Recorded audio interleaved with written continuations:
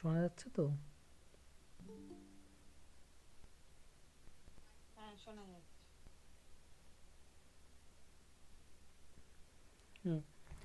তো আজকে পিজিবিজি ওয়ান পেপারের বাংলা সাহিত্য ইতিহাস থেকে বৈষ্ণব পদাবলীর ক্লাস হবে বলেছিলাম। নোটও দেখবে দেওয়া আছে। চৈতন্য পূর্ববর্তী দুজন বৈষ্ণব পদকর্তা বিদ্যাপতি এবং চণ্ডীদাস, এই দুজনের নোটস দেওয়া আছে দেখবে।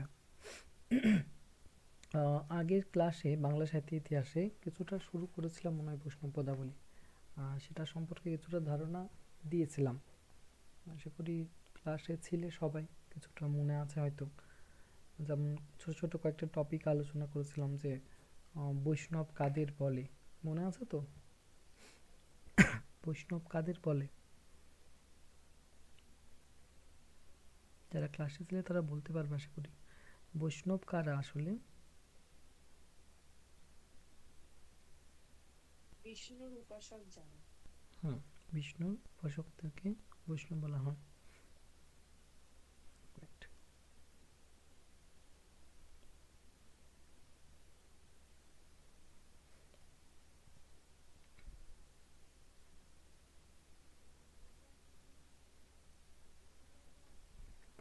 হুম। তো বৈষ্ণব পদাবলীর বিভিন্ন পর্যায় আছে, যে পর্যায়গুলোতে বিভিন্ন পদকর্তা সেই পর্যায় অনুযায়ী কিন্তু বিভিন্ন পদ রচনা করেছেন। আর সেগুলো পূর্বরাগ, মাথুর, অভিসার, তারপর নিবেদন, আক্ষেপানুরাগ, অনুরাগ, বিভিন্ন পর্যায় রয়েছে। তো সেই পর্যায় অনুযায়ী আমাদের থার্ড পেপারে, মানে পিজিবিজি থ্রি পেপারে আলোচনা আছে। আর ফার্স্ট পেপারে বৈষ্ণব পদাবলী কিন্তু কবি অনুসারে আলোচনা আছে, মানে চারজন কবির কৃতিত্ব: বিদ্যাপতি, চণ্ডীদাস, জ্ঞানদাস আর গোবিন্দ দাস। এগুলো ফার্স্ট পেপারে আছে। থার্ড পেপারেও এনাদেরই পদ আছে, তার সঙ্গে বলরাম দাসকেও অ্যাড করা হয়েছে। আর সেখানে কিন্তু বিভিন্ন পর্যায় অনুযায়ী। তো একবারেই ভালোভাবে যদি ডিটেলসে করে নাও পেপার ওয়ানে পর্যায় অনুযায়ী এবং সেই পর্যায়ে কবির কৃতিত্ব, তাহলে আমার মনে হয় দুটো পেপার একসাথে ক্লিয়ার হয়ে যাবে। আলাদা করে থার্ড পেপারে আর বৈষ্ণব পদাবলী পড়তে হবে না। তো তোমার দুটো পেপারে যেহেতু বৈষ্ণব পদাবলী আছে, ফার্স্ট পেপার এবং থার্ড পেপার, তার জন্য এমনভাবে পড়ো যাতে ফার্স্ট পেপারটা পড়লে থার্ড পেপারটাও ক্লিয়ার হয়ে যায়। তো প্রথমেই চৈতন্য পূর্ববর্তী যারা পদকর্তা তাদেরকে নিয়ে আলোচনা করব। চৈতন্য পূর্ববর্তী পদকর্তা বলতে বিদ্যাপতি এবং চণ্ডীদাসের প্রসঙ্গ আসে। এক মিনিট একটু ওয়েট।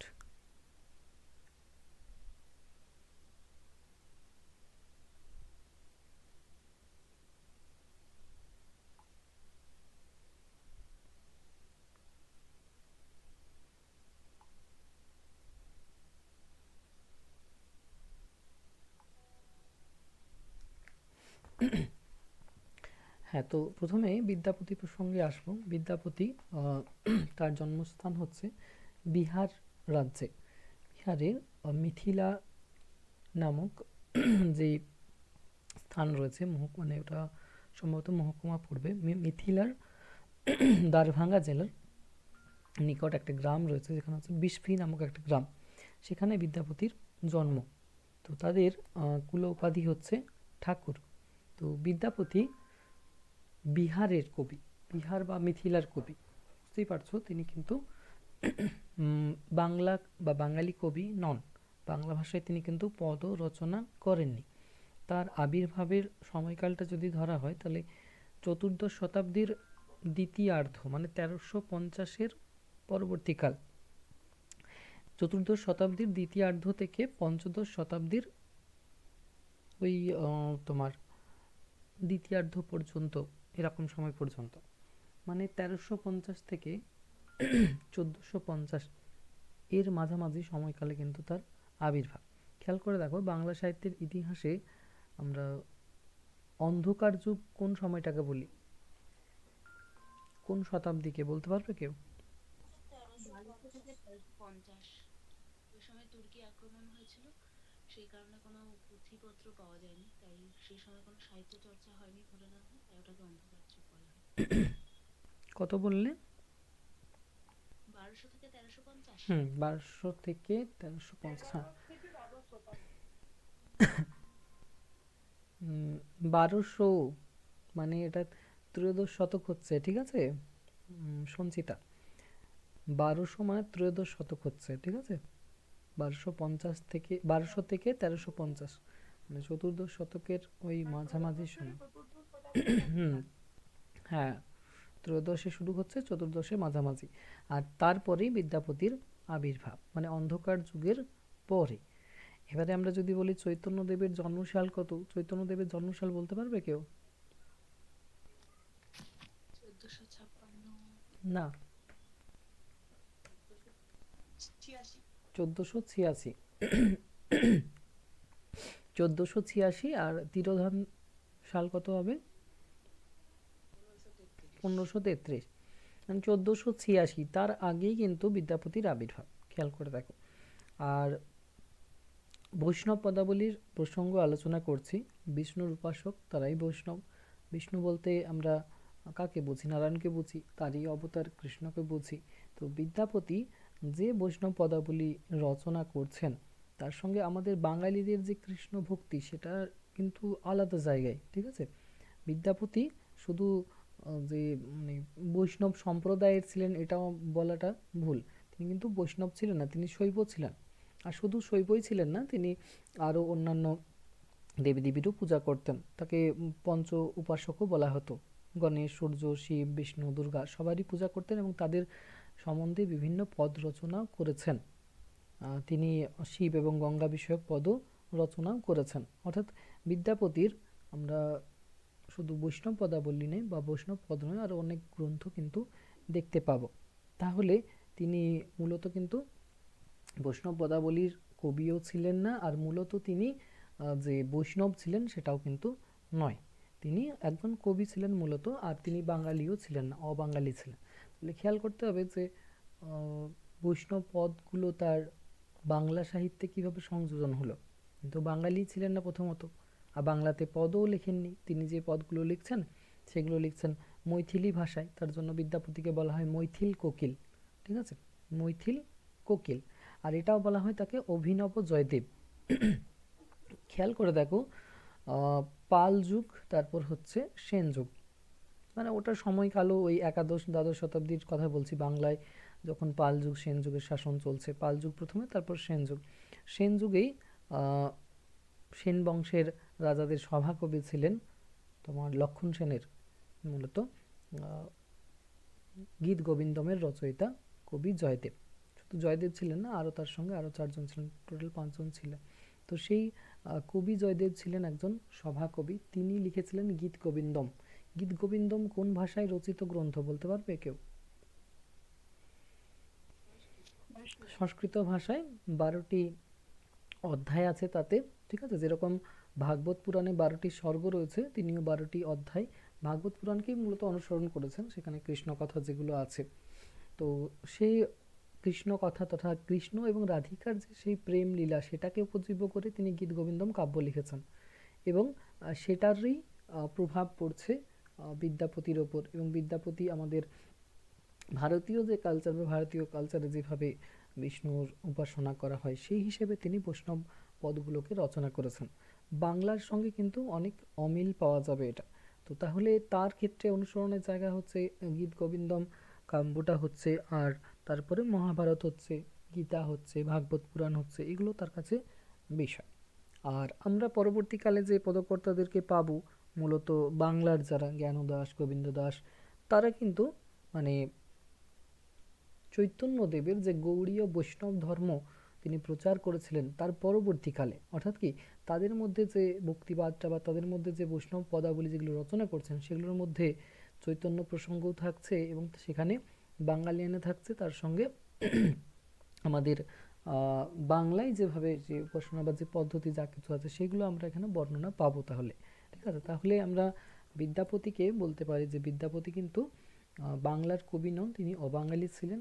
মিথিলার মিথিলাতে তিনি ছিলেন, তিনিও একজন রাজসভারই সভাকবি ছিলেন।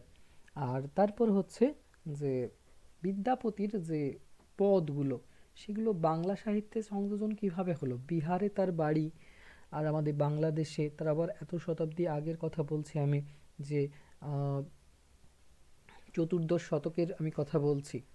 চতুর্দশ শতকের ওই মাঝামাঝি সময়ে হচ্ছে, মানে 1350-এর পরবর্তী কালটা, অন্ধকার যুগ জাস্ট শেষ হচ্ছে, তারপরে হচ্ছে বিদ্যাপতির আবির্ভাব। তাহলে তার যে পদগুলো সেগুলো বাংলায় কিভাবে এলো, এটা নিয়েও প্রশ্ন আসে, যে বিদ্যাপতিকে বাংলা সাহিত্যে সংযোজন করার কারণগুলি কি, বা কিভাবেই বা সংযোজন হয়েছে। তো মৈথিলী কবি বিদ্যাপতি মিথিলার কবি হওয়া সত্ত্বেও কিন্তু বাংলা সাহিত্যে একটা উল্লেখযোগ্য স্থান তিনি অধিকার করে আছেন। সেটার বেশ কিছু কারণ রয়েছে। মিথিলা এবং বাংলাদেশ, বিহারের মিথিলা এবং বাংলাদেশ, বাংলাদেশ বলতে পশ্চিমবঙ্গ বাংলাদেশ সমস্ত অঞ্চল মিলে তখনকার দিনে জনপদ ছিল এগুলো এক একটা। মানে ওই যে তোমাদের নাম বলেছিলাম এর আগের ক্লাসে, মানে আহ, গৌড়, বঙ্গ, পুনর্বর্ধন, সমতট, হরিকেল, রাঢ়, ঠিক আছে, এরকম বিভিন্ন জনপদের নাম ছিল। তো সেই টোটাল বাংলা ছিল, বাংলাদেশ আর পশ্চিমবঙ্গ মিলে এগুলো জনপদের বিভিন্ন ভাগ ছিল। গৌড়ের রাজা রাশেদপুরীর নাম সবাই জানো, শশাঙ্ক। তারপরে সেটা আবার পরবর্তীতে নাম হয়েছিল তোমার লক্ষণাবতী, লক্ষণ সেনের সময়। তো সেই মিথিলা বিহারের কথা বলছি, আর বাংলা বা বাংলাদেশ, তো সেই মিথিলা বাংলাদেশের একটা সাংস্কৃতিক আদান প্রদান কিন্তু হতো। বাংলার বহু ছাত্র সেখানে কিন্তু মানে শিক্ষা গ্রহণ করতে যেতেন, একটা পীঠস্থান ছিল মিথিলা সেই যুগে। তো সেই ছাত্ররা মিথিলা থেকে মিথিলায় যখন যাচ্ছে সেখানকার পরিবেশ থেকে শুরু করে সাহিত্য সংস্কৃতি সবই তো প্রভাব পড়বে। সেখানে ছাত্ররা কিন্তু সেই বিদ্যাপতির পদগুলো অধ্যয়নও করতো এবং মুখে মুখে এসে আওড়াতো বাংলাতে। শুধু বাংলা নয়, অসম, উড়িষ্যা, এখানকারও ছাত্ররা কিন্তু ওখানে যেত। এইভাবে বিদ্যাপতির সেই পদগুলো তারা মুখে মুখেই কিন্তু আমাদের বাংলা, অসম, উড়িষ্যা এইসব জায়গাতে কিন্তু বহন করে এনেছিল। তারপরে খ্রিস্টীয় ত্রয়োদশ থেকে চতুর্দশ শতাব্দীর কথা যদি বলি, সেই সময়কালটায় রঘুনাথ শিরোমণি এবং আরও বেশ কয়েকজন বাঙালি পণ্ডিত তারাও কিন্তু মিথিলায় গিয়েছিলেন, এবং সেখানে তারাও কিন্তু বিভিন্ন গ্রন্থ মুখস্থ করে নিয়ে আমাদের বাংলাতে ফিরে এসেছিলেন। মূলত নবদ্বীপে যখন এসেছিলেন তারা, তখন সেই পদগুলোকে নিয়ে চর্চা শুরু করেছিলেন এবং সেগুলোকে নতুনভাবে সংযোজন করা হয়েছিল। অর্থাৎ বিদ্যাপতি যেভাবে লিখেছেন ভাষাটা কিঞ্চিত পরিবর্তন করা হয়েছিল এবং সেগুলোকে নবদ্বীপে এনে মানে সেগুলোকে শাস্ত্রের মতোই কিন্তু অধ্যয়ন করা হতো। আর এইভাবেই কিন্তু ছড়িয়ে পড়েছে এবং বাংলা সাহিত্যে বিদ্যাপতি কিন্তু একটা জায়গা করে নিয়েছে। তো বাংলা সাহিত্যে আমরা বিদ্যাপতি যখন পড়বো তখন তারা আমাদেরকে জেনে নিতে হবে যে বিদ্যাপতি কিন্তু বাঙালি নন। তারপরে যখন চৈতন্যদেবের গৌড়ীয় বৈষ্ণব ধর্ম সেটা প্রচার হলো, সেটার সময়কাল তোমরা বুঝতেই পারছো। চৈতন্যদেবের জন্ম হচ্ছে 1486। 1486 মানে এদিকে 14 বছর ধরলে 1500 পার হয়ে যাচ্ছে, মানে তিনি হচ্ছেন মূলত ষোড়শ শতাব্দীর, ঠিক আছে। তাহলে সেই সময় কিন্তু আরও একটা মানে গৌড়ীয় বৈষ্ণব ধর্ম প্রচার হলো, তার সঙ্গে বিদ্যাপতির পদের একটা আগে মানে তার পূর্বের তার সঙ্গে চণ্ডীদাসের পদও কিন্তু তৎকালীন সময়ে মানে প্রচারিত হয়েছিল। অর্থাৎ চৈতন্যদেব কিন্তু বিদ্যাপতি এবং চণ্ডীদাস এনাদের পদগুলোর রস আস্বাদন করতে পেরেছিলেন। তার আগে বলতে এগুলোই ছিল বিদ্যাপতি এবং চণ্ডীদাসের পদ, আর চৈতন্য পরবর্তী যুগে ছিল জ্ঞানদাস এবং গোবিন্দ দাসের পদ। তো সেই বিদ্যাপতিরই কথা বলছি, যে তার যে পদগুলো আছে সেগুলো মৈথিলি ভাষায় রচিত। মৈথিলি ভাষা অনেকটা হিন্দির মতোই, বিহার বুঝতেই পারছো, মানে হিন্দি আর অনেকটা ভোজপুরি ভাষা যেরকম থাকে না, সেই ভোজপুরির মতো। হলোটাকে বলে ভেলো, কা ভেলো বলে না, দেখবে বিহারে কি হলোটাকে বলে কা ভেলো। তো এখানে ভেলো শব্দটা তোমরা পাবে, মানে হিন্দিও ঠিক নয়, মানে ভোজপুরি টাইপের। তো বাংলা, ভোজপুরি, হিন্দি যেন একটা মিশ্রণ পাবে। কেন পাবে সেটার একটা কারণ আছে, যে এই যে মৈথিলি ভাষায় তিনি পদগুলোকে রচনা করছেন, বাঙালিরা মুখে মুখে সেগুলোকে মুখস্থ করে নিয়ে এসে মুখে মুখে বলছে এখানে। ফলে কি হচ্ছে, বাঙালিদের উচ্চারণটা একটু অন্যরকম হচ্ছে। কিছু কিছু বাংলা শব্দ আছে যেগুলো যদি হিন্দির কাছাকাছি হয় বা মৈথিলির কাছাকাছি হয় তখন তারা সেটাকে অ্যাড করে নেয় ওর সঙ্গে। অর্থাৎ কি বাংলা শব্দ হয়ে যায় ওটা, যেহেতু কাছাকাছি হচ্ছে। তো এইভাবে সেই মৈথিলি ভাষাটা বাংলা, তারপর অসম, উড়িষ্যা সব কিছু, এই যে জায়গাগুলো আছে ভাষাভাষী মানুষ রয়েছে তাদের মুখে প্রচারিত হতে হতে কিঞ্চিৎ পরিবর্তন হয়েছিল, তার বৈশিষ্ট্যে কিছু পরিবর্তন ঘটেছিল। এবং এগুলোর সংস্পর্শে এসে মানে মৈথিলি ভাষা বাংলা, উড়িয়া আর অসমিয়া ভাষার সংস্পর্শে এসে একটা নতুন মিশ্র ভাষা তৈরি হয়েছিল। সেই ভাষাকেই বলা হয় ব্রজবুলি ভাষা। দেখবে আমি একটা নোট দিয়েছি তোমাদের, ব্রজবুলি ভাষা। ব্রজবুলি বলতে এমনিতে ব্রজের ভাষা বলা হয় বা ব্রজধামের ভাষা বলা হয়, কিন্তু এটা একটা সংকর বা মিশ্র ভাষা। যে ভাষাটা কি বললাম যে প্রথমে মৈথিলি ছিল, তার সঙ্গে উড়িয়া, অসমিয়া এবং বাংলা এই তিনটে মিক্স হয়ে একটা ভাষা তৈরি হয়েছে। তোমরা ভাষাটা বুঝতে পারবে যে কিছুটা হিন্দি লাগবে, কিছুটা বাংলা লাগবে, কিছুটা উড়িয়া লাগবে, মানে পুরো মিক্সড একটা মিশ্র ভাষা হচ্ছে ব্রজবুলি। প্রশ্ন আসে পরীক্ষাতে যে বিদ্যাপতি কোন ভাষায় পদ রচনা করতেন। যদি শুধু ব্রজবুলি অপশন থাকে আর যদি মৈথিলি অপশন না থাকে তাহলে যেন এই প্রশ্নটাই ভুল আছে। বিদ্যাপতি পদ রচনা করতেন মৈথিলি ভাষাতে, ঠিক আছে, সেটা পরবর্তীতে ব্রজবুলি ভাষাতে রূপান্তরিত হয়েছিল। যদি কেউ বলে যে বিদ্যাপতি ব্রজবুলি ভাষায় পদ রচনা করতেন, সেটা প্রশ্ন উত্তরটা কিন্তু ভুল। তিনি মৈথিলি ভাষাতেই পদ রচনা করতেন, কিন্তু সেটা পরবর্তীতে যে ভাষায় রূপান্তর হয়েছিল সেটার নাম হচ্ছে ব্রজবুলি। বাঙালিরা বা উড়িষ্যার অধিবাসী বা অসমের অধিবাসী মানুষরা সেটাকে পরিবর্তন করেছিলেন, সেটাই মিশ্র ভাষাটা হচ্ছে ব্রজবুলি। তাহলে বিদ্যাপতির পদগুলো আমরা যেগুলো পাই সেগুলো কি ভাষাতে পাই না ব্রজবুলি ভাষাতে পাই। এখন যেগুলো আলোচনা করব সেগুলো ব্রজবুলি ভাষাতে। তো বৈষ্ণব পদাবলিতে আমি কি বললাম না, বিভিন্ন পর্যায় অনুযায়ী তারা পদগুলো রচনা করছেন। শাক্ত পদাবলীর ক্ষেত্রেও তোমরা এরকম বিভিন্ন পর্যায় পাবে। শাক্ত পদাবলীতে খুব বেশি পর্যায় নেই, ওখানে আগমনী, বিজয়া আর ভক্তের আকুতি আর মনোদীক্ষা, মূলত এই ধরনের পর্যায়গুলো পাওয়া যায়। আগমনী, বিজয়া, মনোদীক্ষা, ভক্তের আকুতি। কিন্তু বৈষ্ণব পদাবলীতে অনেকগুলো পর্যায় পাওয়া যায়। আবার পর্যায়গুলোর আবার বিভিন্ন শ্রেণী রয়েছে। পূর্বরাগ, অনুরাগ, মাথুর, অভিসার, আক্ষেপানুরাগ, নিবেদন, প্রার্থনা, এই ধরনের বিভিন্ন পর্যায় কিন্তু রয়েছে। তো বিদ্যাপতি মূলত যে পর্যায়ে সর্বাধিক কৃতিত্ব রেখেছেন সেটাকে বলা হয় মাথুর।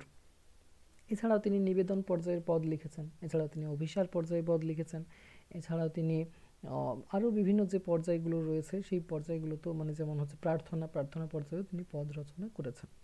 তো ব্যাপার হচ্ছে যে সিলেবাসে যে ইগুলো থাকে, পিজিবিজি ওয়ান পেপারে তোমাদের কোনো নির্ধারিত কোনো পদ নেই যে এই পদগুলি করতে হবে।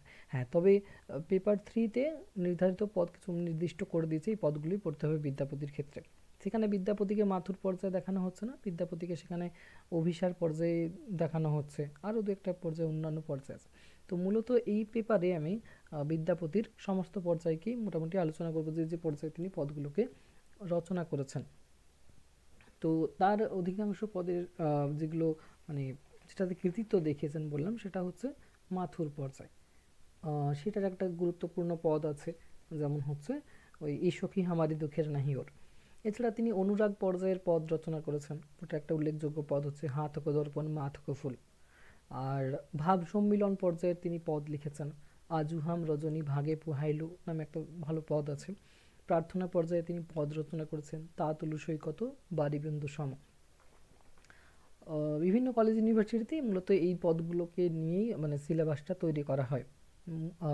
বিদ্যাপতির মাথুর পর্যায়, প্রার্থনা পর্যায় আর ভাব সম্মিলন পর্যায়, এই পর্যায়গুলোকেই কিন্তু বেশি করে মানে সিলেবাসে অ্যাড করা হয়। তো মাথুর পর্যায়টা ভালোভাবে করে যেতে হবে, কারণ বিদ্যাপতি মাথুর পর্যায় কিন্তু এসে থাকে। যাই হোক, একটা একটা করে পর্যায়ে এক একটা করে পদ আলোচনা করলে আমার মনে হয় বিষয়টা আরও সহজ হবে। তো আমাদের একটা বৈষ্ণব পদাবলীর আমি ছক দিয়ে দেবো, যে ছকে বিভিন্ন পদ থাকবে, পদকর্তার নাম থাকবে, মানে পদকর্তা নাম থাকবে, তার সঙ্গে তার যে পদগুলো রয়েছে পাঠ্য বহির্ভূতও থাকবে সেখানে, মানে সিলেবাসে যেগুলো থাকবে সেগুলো তোমাদের আন্ডারলাইন করা থাকবে, সিলেবাসের বাইরে যেগুলো আছে সেগুলো মানে এমনি নর্মাল থাকবে। আসলে কি বৈষ্ণব পদাবলী যখন পড়ছো তখন পাঠ্য বহির্ভূতও দু একটা পড়তে পারো।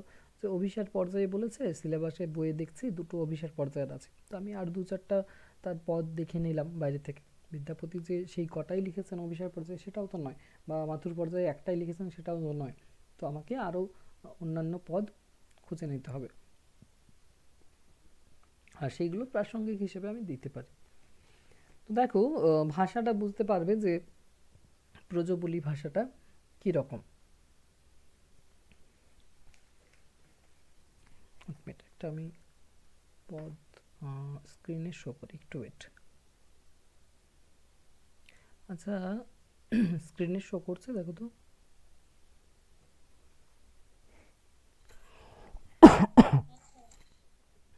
হুম। তো এই যে এই পদটা হচ্ছে অনুরাগ পর্যায়ের পদ। অনুরাগ, অনুরাগ বলতে কি বোঝায়? অনুরাগ বলতে আমরা কি বুঝি? মানে অভিমান, সাধারণ মানে নায়ক নায়িকার অভিমান কেন থাকতে পারে? অভিমান, একটা আলাদা শব্দ অনুরাগের আসছে। গাঢ়ত্ব, মানে অনুরাগ মানে প্রেমের আরেকটু গভীর হওয়া। হ্যাঁ, এখানে অভিমানের ব্যাপারটা আসছে না, মানে আমরা বলি না যে সোহাগ, সোহাগ শব্দটা ব্যবহার করি না, যে তার প্রতি অনেক সোহাগ দেখা দিচ্ছে, বুঝতে পারছি। মানে সোহাগ, আদর, সম্মান, এই যে ব্যাপারগুলো আছে না, টোটাল সব কিছুর মিশ্রণ বলতে পারি অনুরাগ। তার প্রতি একটা মানে প্রেমের ভাব যেটাকে বলি, ঠিক আছে, সেটাই অনুরাগ। এখানে কিন্তু আহ, রাগ অভিমানের কিছু ব্যাপার আসছে না, ঠিক আছে। অনুরাগ মানে তার প্রতি একটা রাগ শব্দটা থাকতে পারে, কিন্তু সেটা আসলে কিন্তু রাগ নয়। একটা তার প্রতি একটা প্রেম, তার প্রতি একটা আসক্তি, তার প্রতি একটা প্রীতি, বা তার প্রতি একটা সোহাগ যেটাকে বলা যায়, সেটাই হচ্ছে অনুরাগ। তো এখানে আহ, কৃষ্ণের প্রতি রাধার অনুরাগ, সেই বিষয় নিয়েই পদটা কিন্তু রচিত হয়েছে। পদটা হচ্ছে শুরু এভাবে হচ্ছে: হাত থকো দর্পণ মা থকো ফুল। কেউ কিছু বলছে?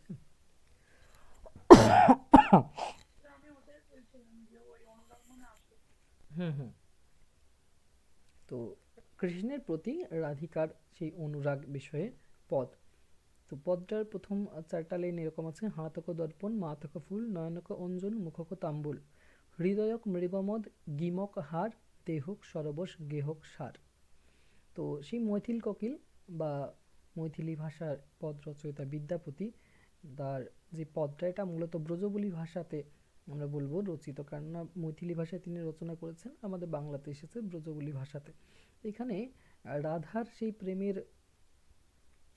গভীর থেকে একটা গভীরতর স্তরে রাধা কিন্তু উন্নীত হচ্ছেন।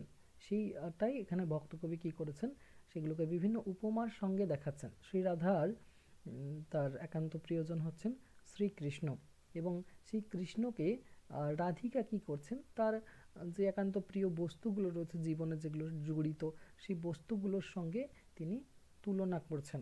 দেখো আছে হাত হক দর্পণ, মানে হাতের আয়না যেটাকে আমরা বলি দর্পণ। হাতের আয়নার কাজ কি হয়? আয়না আমাদেরকে দেখায়। তাহলে কৃষ্ণ যদি আয়না হয়, তাহলে রাধিকার প্রতিচ্ছবি বা প্রতিবিম্বিত হবে কৃষ্ণের মধ্য দিয়ে। বুঝতে পারছো? মানে উপমাটা কি সুন্দর! হাত হোক দর্পণ, মানে হাতের আয়না স্বরূপ হচ্ছে কৃষ্ণ। অর্থাৎ আমি হাতের সামনে আয়না ধরলে আমার প্রতিচ্ছবি দেখতে পাবো আমি। তাহলে রাধিকা কৃষ্ণের সামনে যখন দাঁড়ায়, তখন নিজের প্রতিচ্ছবি দেখতে পায় কৃষ্ণের মধ্যে। তার জন্য বলছে হাত হোক দর্পণ মা হোক ফুল, আমার মাথার ফুল। ফুল কি করে? শোভা দেয়। তো কৃষ্ণও সেই শোভা দিচ্ছে। নয়নক অঞ্জন, মানে চোখের কাজল। মুখক তাম্বুল, মানে মুখের পান। চোখের কাজল মানে বুঝতেই পারছো যে চোখের কাজল কতটা গুরুত্বপূর্ণ, চোখকে আরো সজ্জিত করে তোলে। তো নারীর রূপসজ্জার সময় দর্পণ একটা খুব প্রয়োজনীয় বস্তু, কারণ সেটার দ্বারা নিজের রূপটাকে দেখা যায়। তো সেই অবয়ব বা রূপটাকে দেখতে কৃষ্ণ স্বরূপ আয়নাই রাধিকার কাছে। তো এই উপমাটার মধ্য দিয়ে বৈষ্ণব কবি বোঝাতে চাইছেন যে শ্রীরাধার প্রতিচ্ছবি স্বয়ং শ্রীকৃষ্ণের মধ্য দিয়ে কিন্তু প্রতিবিম্বিত হচ্ছে। নারীরা ফুল কেন নেয় মাথাতে, পুষ্পবিন্যাস করে নিজেকে আরও নিজের মানে কী বলবো চুলের আরও শোভা হয়তো বৃদ্ধি করার জন্য। তো সেই ক্ষেত্রে শ্রী রাধার মাথাতে কৃষ্ণ স্বরূপ যদি সেই পুষ্প থাকে, তাহলে রাধিকার সেই শোভাটা আরও কিন্তু বৃদ্ধি পাবে বা বৃদ্ধি পায় সে তাতে। তো আবার নারী নিজেকে সুন্দরভাবে সাজানোর জন্য চোখে অঞ্জন লাগায়, অঞ্জন বলতে কাজল লাগায়। তো এখানেও সেই কৃষ্ণের সঙ্গেই সেটাকে তুলনীয় হচ্ছে। তারপর হচ্ছে মুখক তাম্বুল, তাম্বুল সেই চর্বণের ফলে, মানে পান চিবানোর ফলে ঠোঁট দুটো কিন্তু রাঙা হয়ে যায়। একটা জিনিস খেয়াল করে দেখো, এখনকার দিনে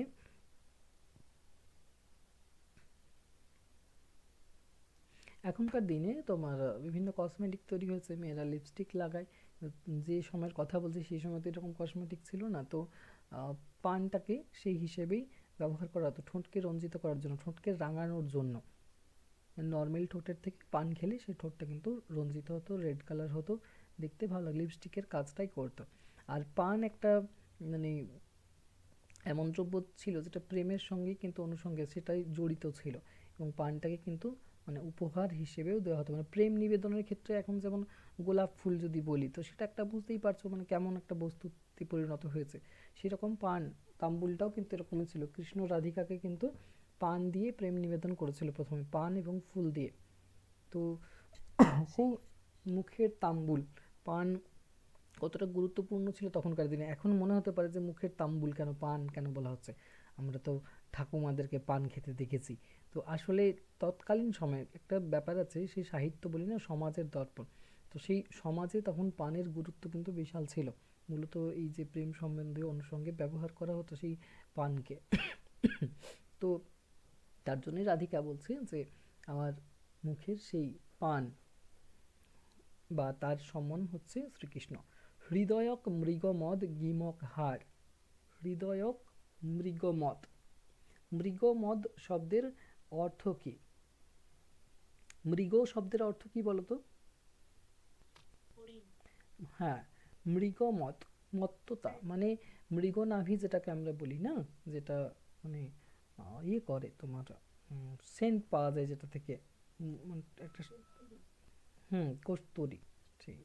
তো সে হৃদয়ক মৃগমদ, তারপরে বলেছে গিমক, গিমক হার, গলার হার, অর্থাৎ আমার হৃদয়ের সেই সৌগন্ধজাত সেই কৃষ্ণ হচ্ছে কি না, ঠিক সেই রূপ মানে যেরকম মৃগমদ মানে কস্তুরী যেরকম মানে সৌগন্ধ বিতরণ করে, ঠিক সেই রূপ কিন্তু প্রিয়তম কৃষ্ণ কিন্তু, বা কৃষ্ণের সৌগন্ধে রাধা কিন্তু, রাধার হৃদয় পরিপূর্ণ হয় বা সুশোভিত হয়, এটাই এখানে বলা হচ্ছে। আর বলছে প্রিয়তম তার কিন্তু গলার হার হিসেবে চিহ্নিত, গিমক হার বলছে না, তাহলে গলার হার হিসেবে চিহ্নিত। তারপর বলেছে দেখো পরের লাইনটাতে আছে, দেহক সর্বশ গেহক সার, দেহের সর্বস্ব গেহক সার, মানে দেহের যাবতীয় অস্তিত্বের সঙ্গেই কিন্তু উন্নীত সেই শ্রীকৃষ্ণ। দেহকে তোমার অস্বীকার করে না, দেহকে অঙ্গীকার করেই শ্রীরাধা কিন্তু জড়িয়ে ধরতে চেয়েছেন এখানে কৃষ্ণকে। দেখো চারটা লাইনে কি সুন্দর ব্যাখ্যা আছে, মাত্র চারটা লাইন, কিন্তু শব্দগুলো দেখো প্রতিটা শব্দের কি সুন্দর তাৎপর্যপূর্ণ।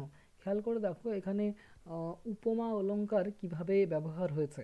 তোমরা যারা ছন্দ অলংকার করেছো তারা বলতে পারবে যে উপমা অলংকারের এটা কোন উপমা বলো তো, উপমার কোন শ্রেণীটা হবে? যারা ছন্দ অলংকার করেছো বলতে পারো। মালোপমা, মানে মালোপমার সংজ্ঞা কি? মালোপমার সংজ্ঞা, একাধিক উপমা একাধিক উপমা থাকবে থাকবে। না, উপমান। উপমান। উপমা একটা উপমেয়, একটা উপমেয় আর একাধিক উপমান থাকবে। উপমেয় একটা। হুম, তো এখানে উপমেয় কে, কার কথা বলা হয়েছে?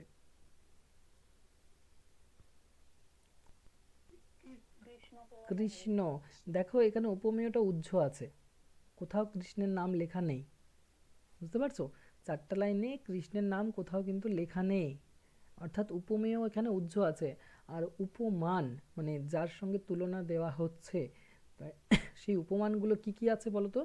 উপমানগুলো হচ্ছে এটা, আয়না, ফুল, কাজল, তারপর তাম্বুল মানে পান, এই যে মৃগমদ মানে কস্তুরী, গলার হার, ঠিক আছে, দেহের সারাংশ বা সার, ঠিক আছে, এগুলো সমস্তই হচ্ছে উপমান, মানে যার সঙ্গে তুলনা করা হচ্ছে কৃষ্ণকে। তাহলে উপমেয় ওখানে উহ্য আছে। তো এইভাবে প্রশ্ন আসে এখন। ধরো যে ক্লাসে পড়ছো, পরবর্তীতে চাকরির পরীক্ষা তো এরকম প্রশ্ন আসে, ছন্দ অলংকার থেকে এরকম ডিরেক্ট লাইন তুলে প্রশ্ন আসে যেটা কোন উপমানের, কোন অলংকারের দৃষ্টান্ত, তাহলে এটা হচ্ছে মালোপমা। যারা অলংকার পড়েছো তারা তো বলে দিতে পারবে যে কোন শ্রেণীর অলংকার সেটা বলতে পারবে। তাহলে বুঝতে পারছো যে বিদ্যাপতি কিন্তু অলংকার যে প্রযুক্ত করছেন সেটাতেও কিন্তু সিদ্ধহস্ত ছিলেন। তো শ্রীরাধা তাহলে বলতে চাইছেন যে প্রিয়তম কৃষ্ণ তার হাতের দর্পণ, তার মাথার ফুল, নারীরা সেই রূপসজ্জার সময় যে দর্পণ তাদের একটা খুবই প্রয়োজনীয় বস্তু, সেটার দ্বারাই নিজের রূপকে তারা দেখতে পায়। তো এই উপমাটার মধ্য দিয়ে বৈষ্ণব কবি বোঝাতে চাইছেন যে শ্রীরাধার প্রতিচ্ছবি স্বয়ং শ্রীকৃষ্ণের মধ্য দিয়েই প্রতিবিম্বিত হচ্ছে। তো এইভাবে বিভিন্ন উপমা দিয়ে কিন্তু মানে নিবেদন করছেন জননীদিকে, বা সেই অনুরাগটাকে প্রকাশ করছেন শ্রী রাধিকা। পরের লাইনগুলো দেখো, পাখি কো পাখ মিনক পানি, মানে পাখির কাছে ডানা যতটা গুরুত্বপূর্ণ, মিনক মানে হচ্ছে কি, মিন মানে কি, মিন শব্দের মাছ, মিনক পানি মানে মাছের কাছে জল যতটা গুরুত্বপূর্ণ, জীবক ও জীবন, জীবের কাছে জীবন যতটা গুরুত্বপূর্ণ, হাম ওইছে জানি, আমি জানি কৃষ্ণ আমার কাছে ততটাই গুরুত্বপূর্ণ। পাখির কাছে ডানা, ভাবো ডানা ছাড়া পাখি উড়তেই পারবে না, তার জীবনটাই ব্যর্থ। জল ছাড়া মাছই থাকতে পারবে না, জলই হচ্ছে তার একমাত্র আশ্রয়। জীবের কাছে জীবন, জীবন ছাড়া জীব তো জড়ে পরিণত হবে। এইভাবে রাধিকার কাছেও কৃষ্ণ কিন্তু ততটাই গুরুত্বপূর্ণ, অর্থাৎ কৃষ্ণকে ছাড়া রাধিকা কিছুই নয়, সেটাই বলতে চাইছে। তুহু কইছে মাধব কহ তুহু মই, বিদ্যাপতি কহ দুহু দোহা হয়। তো এখানে শেষের সময় আমরা আগের লাইনটা কি বললাম না, যে পাখির কাছে যেমন তার পাখা, মাছের কাছে যেমন তার জল, এবং জীবের কাছে তার যেমন জীবন গুরুত্বপূর্ণ, রাধিকার কাছে কৃষ্ণ ঠিক সেই রূপই কিন্তু।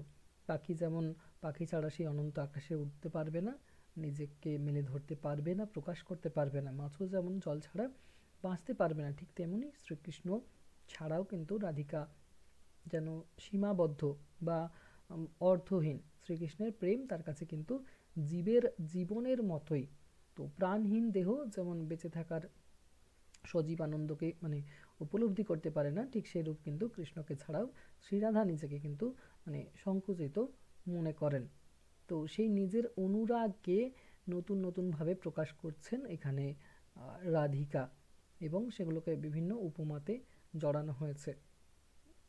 শেষে বলা হচ্ছে তুহু কইছে মাধব কহ তুহুময়, অর্থাৎ তিনি কৃষ্ণকে সঠিকভাবে বুঝতে পারছেন না, তার মনে সংশয় হচ্ছে যে আসলেই কি শ্রীকৃষ্ণ আমার কাছে, এত কিছু উপমা দিচ্ছি তার মধ্যেও যেন কম পড়ে যাচ্ছে। তখন বিদ্যাপতি ভনিতাতে বলছেন, ভনিতা বলতে শেষ লাইনে যখন কবি তার নিজের নামটা উল্লেখ করেন ওটাকে বলা হয় ভনিতা। বিদ্যাপতি কহ, এই যে চর্যাপদেও দেখবে ভনিতা আছে শেষে, লুই ভনয় এভাবে আছে না, ভনয় বলতে বলছে, বিদ্যাপতি কহ দুহু দোহা হয়। তো বিদ্যাপতি একটা শেষে মানে পরামর্শ দিচ্ছেন যে দুজনেই দুজনের পরিপূরক, দুহু দোহা হয়, দুজনেই দুজনের পরিপূরক। ভগবান যেমন অসীম, ভক্তের প্রেমও ঠিক সেইরূপ অসীম। তো এখানে ভগবান বলতে শ্রীকৃষ্ণ, ভক্ত বলতে শ্রী রাধার কথা বলা হচ্ছে। বুঝতেই পারছো যে পদকর্তা এখানে শ্রী রাধার সেই গভীর প্রেমের যে চিত্র সেটাকে এখানে অঙ্কন করেছেন। অনুরাগ পর্যায়ের একটা এটা শ্রেষ্ঠ পদ। এখানে একজন ভক্ত শ্রেষ্ঠা হচ্ছেন রাধিকা, এবং তিনি বলা যায় কৃষ্ণ প্রেমের একজন সাধিকা। তো বিভিন্ন চিত্রের পর চিত্র সাজিয়ে কিন্তু শ্রীরাধার যে প্রেমের প্রকাশ সেটা কবি ঘটিয়েছেন এখানে, মানে বেশ সুন্দরভাবে সাজিয়েছেন। উপমা যে চিত্রগুলো রয়েছে, তারপর ছন্দ অলঙ্কার যেভাবে সংযোজন করেছেন, আর ব্রজবুলি ভাষার সহযোগে কিন্তু মানে পদটা বেশ একটা বিশিষ্ট পদ হয়ে উঠেছে বৈষ্ণব পদাবলীর।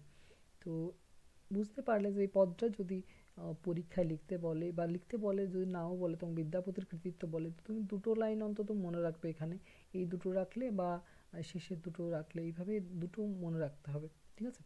হাতক দর্পণ মাতক ফুল নয়নক অঞ্জন মুখক তাম্বুল, কি সুন্দর একটা মানে ধ্বনি ঝঙ্কার যেন সৃষ্টি হচ্ছে। দেখো, হাতক দর্পণ মাতক ফুল নয়নক অঞ্জন মুখক তাম্বুল, হৃদয়ক মৃগমদ গিমক হার দেহক সরবশ কেহক সার, পাখি কো পাক মিনক পানি জীবক জীবন হাম ওইছে জানি, তুহু কইছে মাধব কহ তুহু মই, বিদ্যাপতি কহ দুহু তুহা হয়। ছোটখাটো পদ, খুব বড়ও নয়, আশা করি মনে থাকবে। তো এটা কি পর্যায় বললাম, এটা পর্যায়টা হচ্ছে তোমার অনুরাগ পর্যায়। এরপরে আলোচনা করি শ্রেষ্ঠ পদকর্তা যে পর্যায়ের বিদ্যাপতি, ওটা হচ্ছে মাথুর পর্যায়। কোনটা বলছো? আগেরটা অনুরাগ পর্যায়ের ছিল। এই যে হাতক দর্পণ। অনুরাগ, অনুরাগ পর্যায়। এরপরে বলবো যে মাথুর পর্যায়।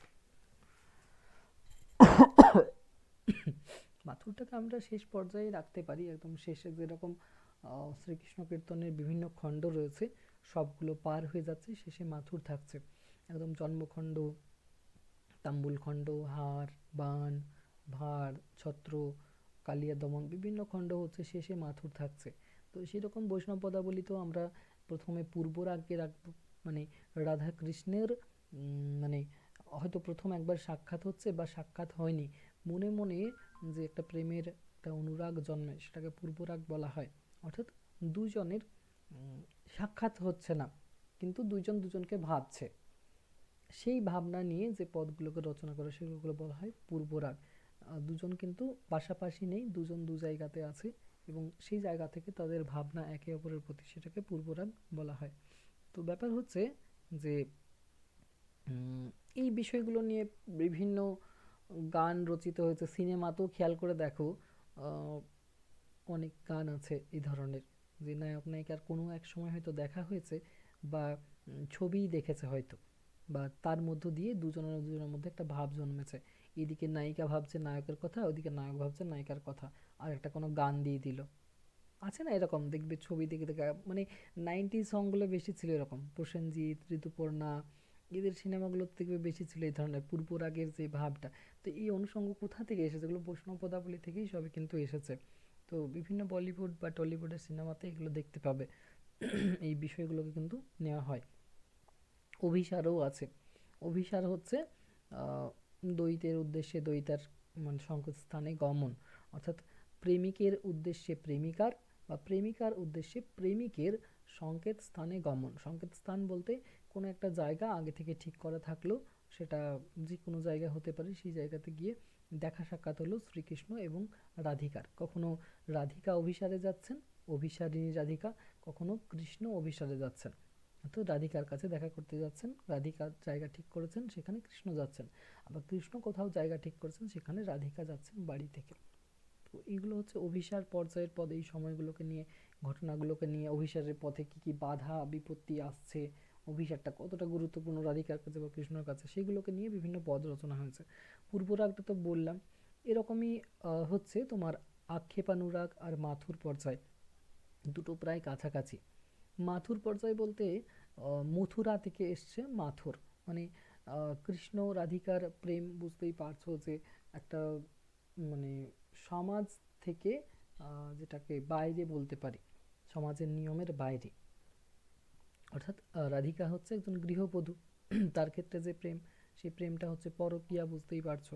তো সেই প্রেমটা সমাজ সিদ্ধ কিন্তু নয়, সমাজের নিয়ম কানুনের কিন্তু বাইরে। তাহলে তাদের কত কাঠখড় পুড়িয়ে তাদের দেখা করার ক্ষেত্রে কত বাধা বিপত্তি।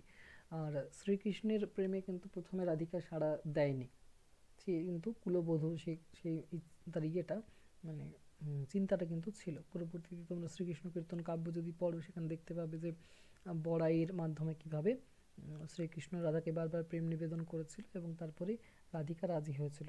তারপরে রাধিকা যখন মানে কৃষ্ণের প্রেমে জড়িয়ে যায়, তখন কিন্তু পুরোপুরি ডিপেন্ড হয়ে যায় কৃষ্ণের ওপর। তার জন্যই বিভিন্ন ধরনের দেখবে খণ্ড রয়েছে, যেমন বংশী খণ্ডে দেখা যায় যে কৃষ্ণের বাঁশি সুরের জ্বালাতে কিন্তু রাধিকা থাকতে পারছে না বাড়িতে, যখন তখন কৃষ্ণ কিন্তু বাঁশি বাজায় কদমতলাতে বসে, রাধিকার ঘরে কাজে মন বসে না, মুখরা ননদিনী রয়েছে, শাশুড়ি রয়েছে বাড়িতে, তাদেরকে এড়িয়ে কিভাবে যাবে। জটিলা কুটিলার নাম শুনেছো আশা করি। তো ব্যাপার হচ্ছে রাধিকার একটা জীবন যন্ত্রণা শুরু হয়ে গেছিল কৃষ্ণের প্রতি আকর্ষণে, তার জন্য একসময় বাঁশিটাই চুরি করে নিয়েছিল রাধিকা বংশীখণ্ডে। খেয়াল করে দেখবে বিভিন্ন পদাবলী কীর্তনে দেখবে রাধিকা দেখবে কৃষ্ণের মতো সেজেছে, আর কৃষ্ণের বাঁশিটাই নিয়ে আসে, ওটা হচ্ছে বংশীখণ্ড। অর্থাৎ কি বাঁশিটাই চুরি করে নিয়েছে রাধিকা কৃষ্ণের কাছ থেকে। তারপরে পরবর্তীতে বাঁশিটা কিন্তু ফেরত দেওয়া হয়েছিল। তারপরে বিভিন্ন খণ্ড আছে, যেমন হচ্ছে তোমার বাণ খণ্ড, সেখানে সেই কামদেবের সেই পুষ্পতরু, সেই যে ইয়েটা তোমার নিক্ষেপ করছে সেই স্বরটা রাধিকাকে, তাতে আরও কষ্ট হচ্ছে রাধিকার, কৃষ্ণকে পাওয়ার জন্য আকুল হয়ে যাচ্ছে। ফলে এইসবের রোমান্টিক পালাগুলো পার হওয়ার পরে যখন কৃষ্ণ হঠাৎ করে মনে পড়ছে যে তার আরেকটা কাজ আছে, কংসকে নিধন করা, তখন কৃষ্ণ মথুরা চলে যাচ্ছে। সেটাকেই বলা হচ্ছে তোমার মাথুর। কংসকে নিধন করার জন্য যখন চলে যাচ্ছে, তখন সেই মাথুর পর্যায়ে আসছে। মাথুর মানে হচ্ছে যে কৃষ্ণ যখন তোমার সে ত্যাগ করছে রাধিকাকে, এবং কংস নিধনের কথা তার যখন মনে পড়ে যাচ্ছে এবং সে আর ফিরে আসছে না রাধিকার কাছে, তখন শুধু রাধিকাই নয়, রাধিকার সঙ্গে কৃষ্ণর যারা সবাই শুভাকাঙ্ক্ষী, কৃষ্ণকে যারা চাই, সবার মধ্যেই সেই মাথুরটা কিন্তু মানে বিরাজ করেছিল। তো সেই মাথুর পর্যায়ে বা সেই রাধিকার অন্তরের যে ব্যথা সেই সময়, সেটাকে নিয়ে যে পদগুলোকে রচনা করেছেন পদকর্তারা, সেগুলোকে বলা হয় মাথুর পর্যায়ের পদ। রাধিকার জীবনের সেই অন্তর্দ্বন্দ্ব সব কিছুই, কখনো সেই সখীকে বলছে, কখনো বড়াইকে বলছে তার মনের অন্তর্দ্বন্দ্বের কথা, কখনো নিজেই নিজেই স্বগতোক্তি করছে। তো সেইগুলোই মাথুর পর্যায়ের পদ। আর আরেকটা ব্যাপার হচ্ছে যে কৃষ্ণ আসবে এই আশাতে বসে আছে রাধিকা, অনেক অনেক অপেক্ষা করছে, ভাবছে আসবে আসবে, একটা ধৈর্য থাকে। ধৈর্যের যখন বাঁধ ভেঙে যাচ্ছে, কৃষ্ণ যখন সময়ের মধ্যে আসছে না, অনেক পরে আসছে, সময় পার হয়ে যাচ্ছে, আর আশাই নেই কৃষ্ণের আসার মানে কোনো, তখন যখন কৃষ্ণ হঠাৎ করে আসছে একবার, তখন রাধিকা কিন্তু তার যে অনুরাগটা, সেটা কিন্তু আক্ষেপে পরিণত হচ্ছে, আক্ষেপের সুর। সেই আক্ষেপানুরাগে আমরা দেখতে পাচ্ছি যে কৃষ্ণকে ভৎসনা করছে রাধিকা এক সময়, মানে এতটা দেরি করার জন্য। তাছাড়া আক্ষেপ অনুরাগ আগেও আছে, যখন রাধাকৃষ্ণের দেখা হচ্ছে না তখন আক্ষেপ করছে নিজের জীবনকে নিয়ে, যে আমি বেঁচেই কেন আছি, কুল মরিয়াদ কপাট উদ্ঘাটলু, এরকম একটা পদ আছে যে কুল মান মর্যাদা সব কিছু আমি শেষ করলাম কৃষ্ণের জন্য, তবুও কৃষ্ণকে পেলাম না। সমাজচ্যুত হওয়ার সমান, একদম সামিল, সমাজে মুখ দেখানোর যোগ্য নয় রাধিকা, তবুও কিন্তু কৃষ্ণকে পাওয়া গেল না, ভক্ত সেই ভগবানকে কিন্তু পেল না। তো সেই আক্ষেপগুলো নিয়ে যে পদগুলো, সেগুলোকে বলা হয় আক্ষেপানুরাগ পর্যায়ের পদ। তো মাথুর আক্ষেপানুরাগ প্রায় কাছাকাছি, কারণ দুটোতেই করুণ রসাত্মক বিষয় রয়েছে, করুণ রসাত্মক পদ। তো বিদ্যাপতির রচিত একটা উল্লেখযোগ্য মাথুর পর্যায়ের পদ, যেটা হচ্ছে এ সখী হামারি দুঃখের নাহি ওর। দেখি যদি নেটে থাকে তাহলে, এক মিনিট।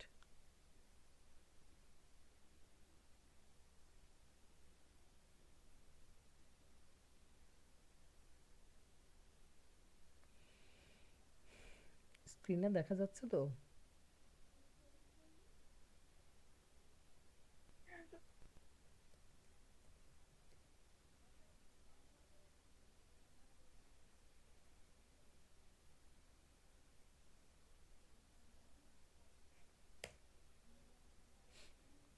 দেখো, এটা একটা রিডিং পড়বে?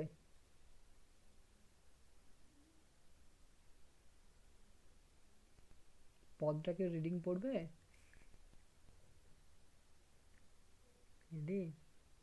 বৈষ্ণব হ্যাঁ, পদাবলী। দাঁড়ান দাঁড়ান স্যার, আমি দেখতে পাচ্ছি না। এই যে মানে যেটা আমরা ক্লাস করছি ওখানেই তো? আমি স্ক্রিনে দেখাচ্ছি পদটা। হ্যাঁ, সেটা বলছিলাম, বলছি আমরা যেইখানে গুগল মিটে ক্লাস করছি ওখানেই দেখা যাবে তো? হ্যাঁ, দেখা যাচ্ছে তো। ও, কথা চলে গেল। আমার তো কিভাবে আচ্ছা মিঠু পড়ো।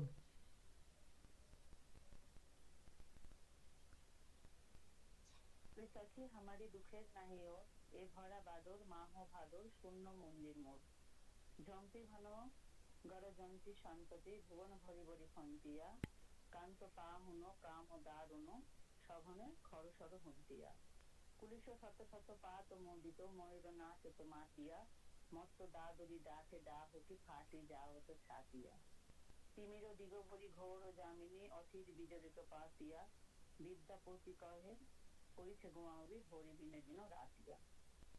হুম, পদগুলো ছোট ছোট কিন্তু বেশ তাৎপর্যপূর্ণ।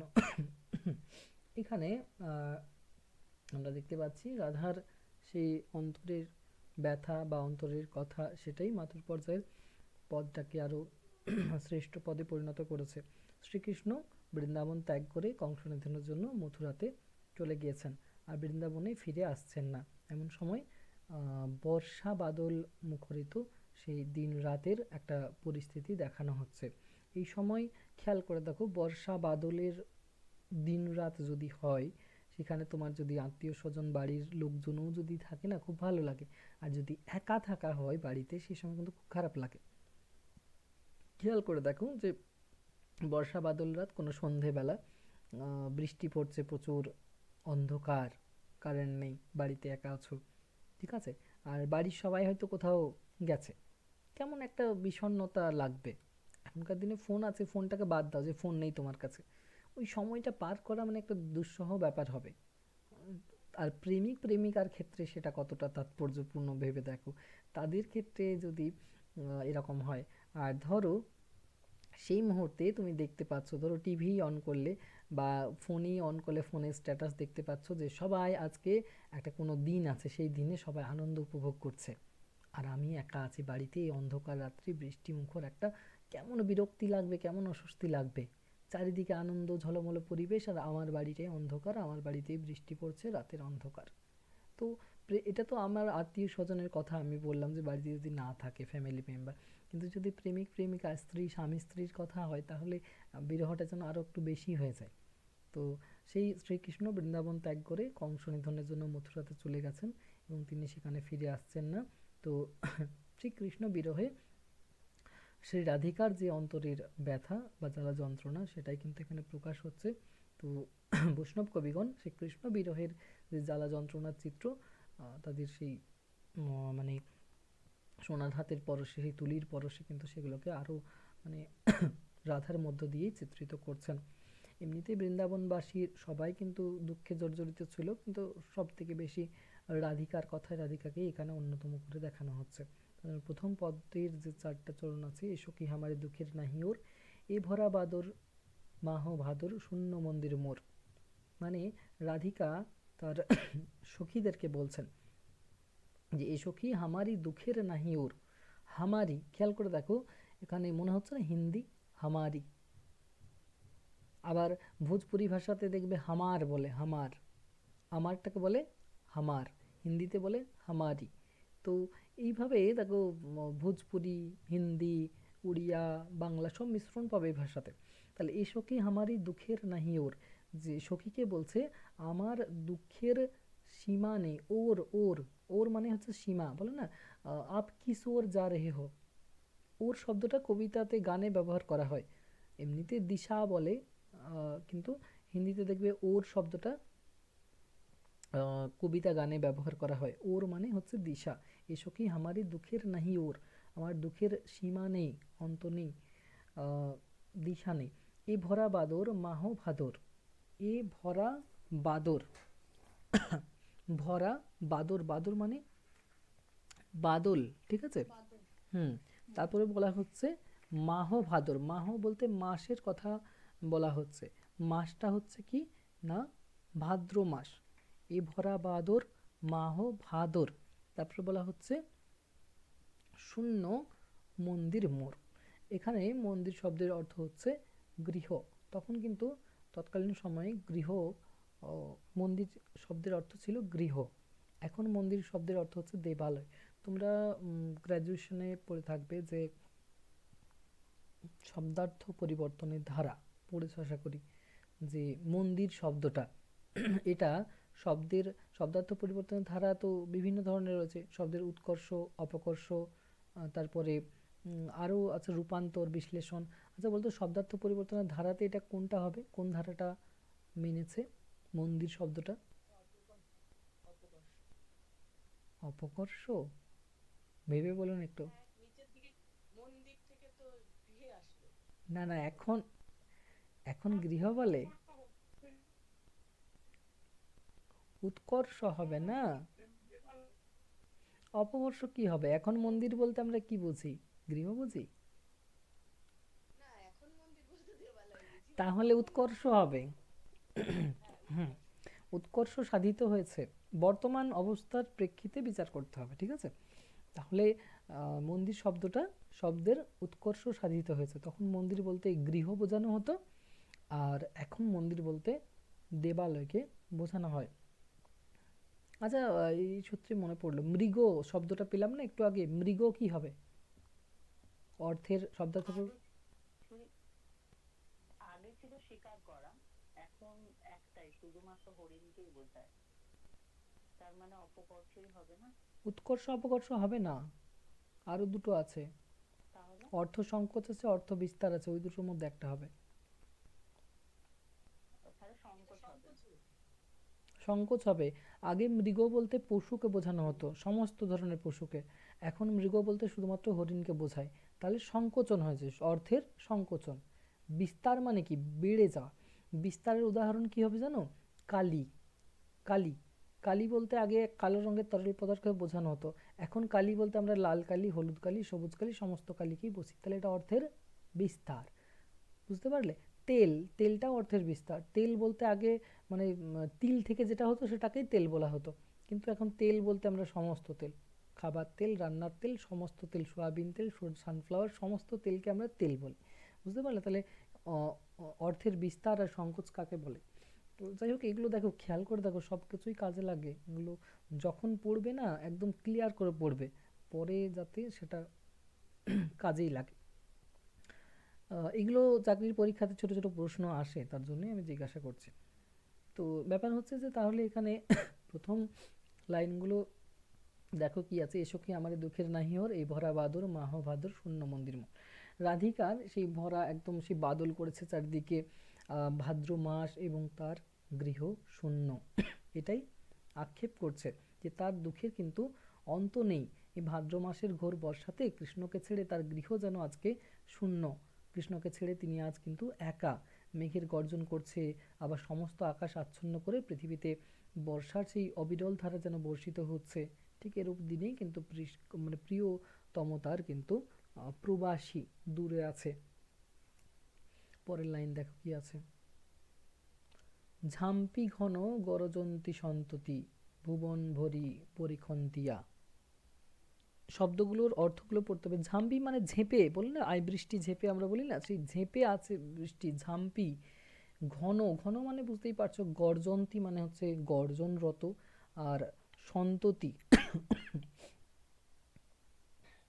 এক মিনিট, সন্ততি শব্দের অর্থ হচ্ছে মানে শত শত। সন্ততি ভুবন ভরি বরিখন্তিয়া। বরিখন্তিয়া, বরিখন্তিয়া শব্দের অর্থ হচ্ছে বর্ষণ করা হচ্ছে।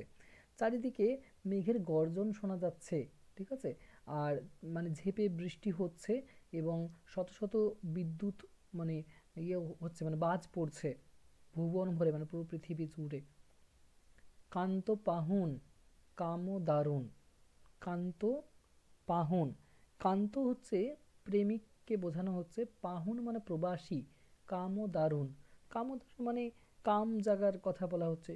সখনে খর সর হন্তিয়া, এ যে মুহূর্তে কামদেব মানে পুষ্পবাণ নিক্ষেপ করেছেন রাধার দেহে, দেহ এবং মনে তার সেই কামনা বাসনা জেগেছে শ্রীকৃষ্ণের প্রতি, আর সেই মুহূর্তেই তার প্রিয়তম হচ্ছে প্রবাসী, অর্থাৎ কৃষ্ণ কাছে নেই। কান্ত পাহুন মানে আমার, কান্ত বলতে প্রেমিকা প্রেমিক, পাহুন বলতে প্রবাসী।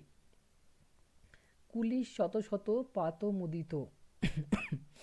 কুলিশ শব্দের অর্থ, কুলিশ শত শত বলেছে, কুলিশ মানে বজ্র,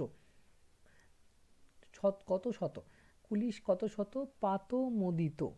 পাত মানে হচ্ছে পতিত হচ্ছে, মোদিত মানে আমোদিত, ঠিক আছে। চারিদিকে বজ্র বিদ্যুৎ শত শত পড়ছে।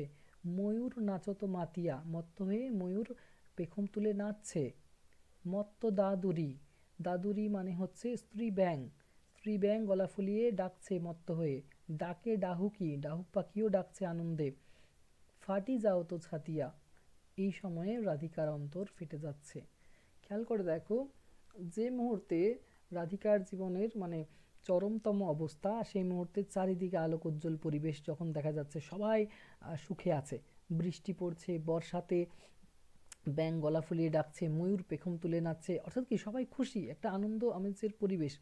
আর সেই মুহূর্তে যখন রাধিকার কাছে তার প্রিয়তমা নেই, তার আনন্দ ফুর্তি করার সেই বস্তুটাই নেই, সেই মানুষটাই নেই, সেই ঈশ্বরই তার কাছে নেই, তখন তার কতটা কষ্ট হবে। তার জন্যই বলছে ফাটি যাও তো ছাতিয়া। এইসব দৃশ্য দেখে আমার অন্তর কিন্তু ফেটে যাচ্ছে। অর্থাৎ আমরা কি আমি কি বললাম একটু আগে, উদাহরণ দিলাম না, যে ধরো একটা অন্ধকার রাত্রি, বর্ষা বাদল মুখরিত, তুমি বাড়িতে একা আছো, কারেন্ট নেই, ফোন টোন তোমার কাছে কিছু নেই, জানতে পারছো সবাই চারিদিকে আনন্দ ফুর্তি করছে, কেমন রাগটা লাগবে, কেমন মানে আক্ষেপ হবে মনের মধ্যে একটা। সেই অবস্থাটা রাধিকার কাছে এখানে হয়েছে। তো রাধিকা কিন্তু তার জন্যই বলছে যে ফাটি যাও তো ছাতিয়া। ছাতি মানে হচ্ছে বুক, বুক ফেটে যাচ্ছে এই সব কিছু দেখে আমার। তিমির দিগভরি ঘোর যামিনী। তিমির শব্দের অর্থ কি জানো? তিমির মানে রাত, হ্যাঁ। তিমির, হ্যাঁ, তিমির দিগভরি ঘোর যামিনী। যামিনী বলতেও সেই মানে ইয়েকে বোঝানো হয়, রাতকে বা অন্ধকারকে বোঝানো হয়, ঘোর অন্ধকার রাত্রি, ঠিক আছে। অথির বিজরিক পাতিয়া। অথির মানে অস্থির বা চঞ্চল, বিজুরিক মানে বিজলি, পাতিয়া মানে হচ্ছে কি হচ্ছে না, মানে বিদ্যুৎ চারিদিকে ছেয়ে পড়েছে, অস্থির বিদ্যুৎ পাত হচ্ছে। বিদ্যাপতি কহ কৌছে গুয়াইবি। বিদ্যাপতি বলছে কিভাবে কাটাবি, গুয়াইবি মানে পার করবি বা কাটাবি। হরি বিনে দিন রাতিয়া। হরি মানে হচ্ছে কৃষ্ণ, কৃষ্ণকে ছাড়া দিন রাত কিভাবে কাটাবি, রাধিকাকে প্রশ্ন করছে যেন এখানে বিদ্যাপতি। বুঝতে পারছো পদটা, মানে শব্দগুলো, সংযোজনগুলো কত সুন্দর। মানে শব্দ, মানে ছন্দ, অলংকার সব দিক থেকেই যেন একটা সেই মাথুর পর্যায়ের একটা শ্রেষ্ঠ পদ তিনি রচনা করেছেন। তার জন্যই মাথুর পর্যায়ের শ্রেষ্ঠ কবির আখ্যা দেওয়া হয় বিদ্যাপতিকে। রাধার বিরহের যে যন্ত্রণার সেই যথার্থ অবস্থাটা যেন তিনি তুলে ধরতে পেরেছেন, পাঠকগুলো যেন একাত্মতা বোধ করতে পারেন রাধিকার সেই অন্তরের ব্যথাকে। তো বুঝতে পারছো যে মাথুর পর্যায়ে কতটা দক্ষতা দেখিয়েছেন বিদ্যাপতি। তাহলে একটা পদ আলোচনা করলাম আমি বিদ্যাপতির। কোন পর্যায়ের প্রথমে আলোচনা করলাম? অনুরাগ, তারপরে মাথুর। আচ্ছা, এরপর একটা আলোচনা করব প্রার্থনা পর্যায়ের।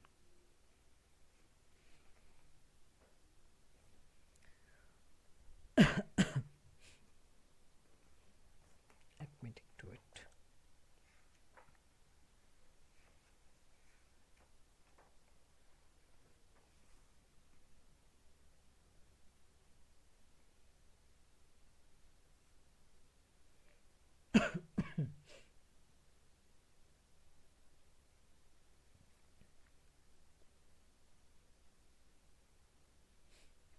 একটা পিডিএফ এ ছিল বৈষ্ণব পদাবলীর পদগুলো, কোথায় রেখেছি এই মুহূর্তে খুঁজে পাচ্ছি না, আমি তার জন্য গুগল সার্চ করেই তোমাদেরকে পদগুলো দেখাচ্ছি।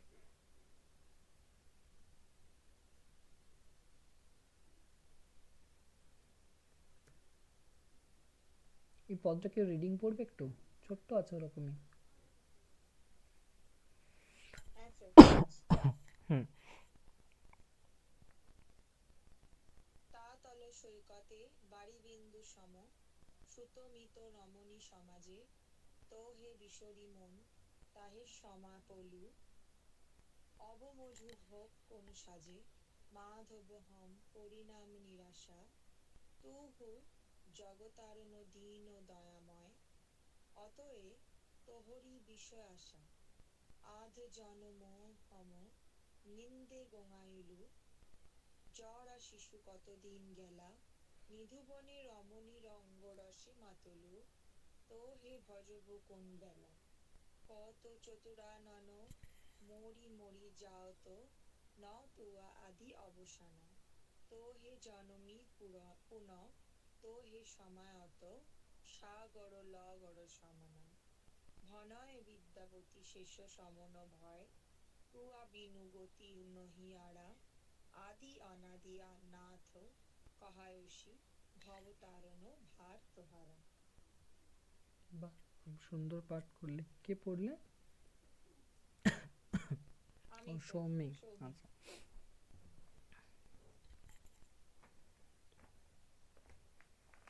এগুলো পড়াও তো তুমি না? হ্যাঁ, হুম, কিছুটা বুঝতে পারছি। 11 কিছুটা আছে। হুম, বৈষ্ণব, হ্যাঁ সাহিত্য ইতিহাস তো আছে।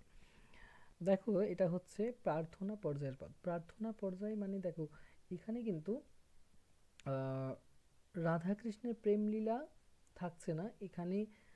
যেরকম শাক্ত পদাবলীতে ভক্তের আকুতি থাকে, ভক্ত নিজের ইচ্ছা আকাঙ্ক্ষা আবেগ সবকিছু প্রকাশ করেন সেই ঈশ্বরের কাছে, তার কাছে সবকিছু সমর্পণ করেন। সেরকম প্রার্থনা পর্যায়ের পদগুলো কিন্তু ঈশ্বরের কাছে নিজের আক্ষেপ, নিজের অভিযোগ অনুযোগ সবকিছুকে প্রকাশ করা।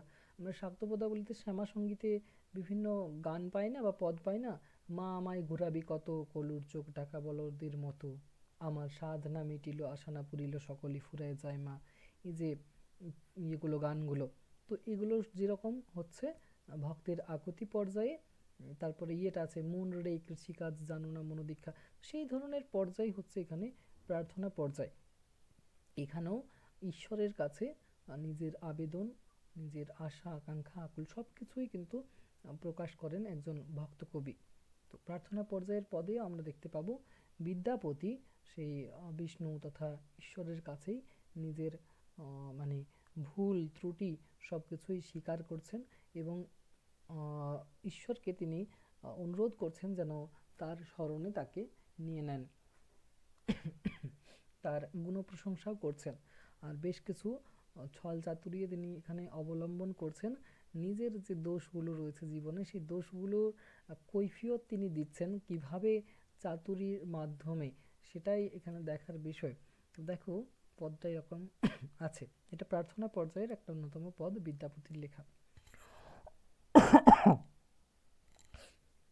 তা তোলো সৈকত বারিবিন্দু সম, এখানে কিছু কিছু বানান ভুল আছে, ঠিক আছে, আমি কারেকশন করে দেবো। তা তোলো সৈকত বারিবিন্দু সম সুতমিত রমণী সমাজে। এই যে প্রথম দুটো চরণ, এটা হচ্ছে তা তোলো সৈকত, সৈকত মানে হচ্ছে বালি, তপ্ত সেই বেলাভূমি বা বালিতে বারিবিন্দু সম এক ফোঁটা জলের অস্তিত্ব সুতমিত রমণী সমাজে। একটা বেলাভূমি বা যেখানে বালি রয়েছে তপ্ত বালি সেখানে এক ফোঁটা জল তার অস্তিত্ব থাকে না, বিলীন হয়ে যায় যে তপ্ত মরুভূমি বা বালিতে এক ফোঁটা জল। সেই রকমই সুতমিত রমণী সমাজে, সুত মানে পুত্র, মিত মানে বন্ধু, রমণী মানে স্ত্রী, এই যে সংসারের সবাই রয়েছে সেই সমাজে, সেই সমাজেও কিন্তু আমি এক ফোঁটা জলবিন্দুর মতোই বিলীন হয়ে গেছি। অর্থাৎ আমি সংসারে নিমজ্জিত, সংসার ধর্ম পালন করতে করতে ঈশ্বরের কথা আমি ভুলে গেছি। বুঝতে পারছো কিভাবে উপমাটা টেনেছেন? তা তোলো সৈকত বারিবিন্দু সম সুতমিত রমণী সমাজে, অর্থাৎ একটা তপ্ত মরুভূমি বা বালিতে মানে এক ফোঁটা জলের যেমন অস্তিত্ব থাকে না, বিলীন হয়ে যায়, সেরকমই সুতমিত রমণী সমাজেও আমি কিন্তু বিলীন হয়ে গেছিলাম। তো হে বিশরী মন, বিশরী শব্দটা দেখবে হিন্দিতে থাকে, বলে না বিশ্রী, ভুল বিশ্রী বলে দেখবে, মূলত ভোজপুরিতে শুনতে পাবে ভুল বিশ্রী কুছ হো গয়ে তো মাফ কর দেনা, এরকম বলে না। তো বিশ্রী শব্দটা কিন্তু মানে ভুলে যাওয়াকে বোঝানো হচ্ছে।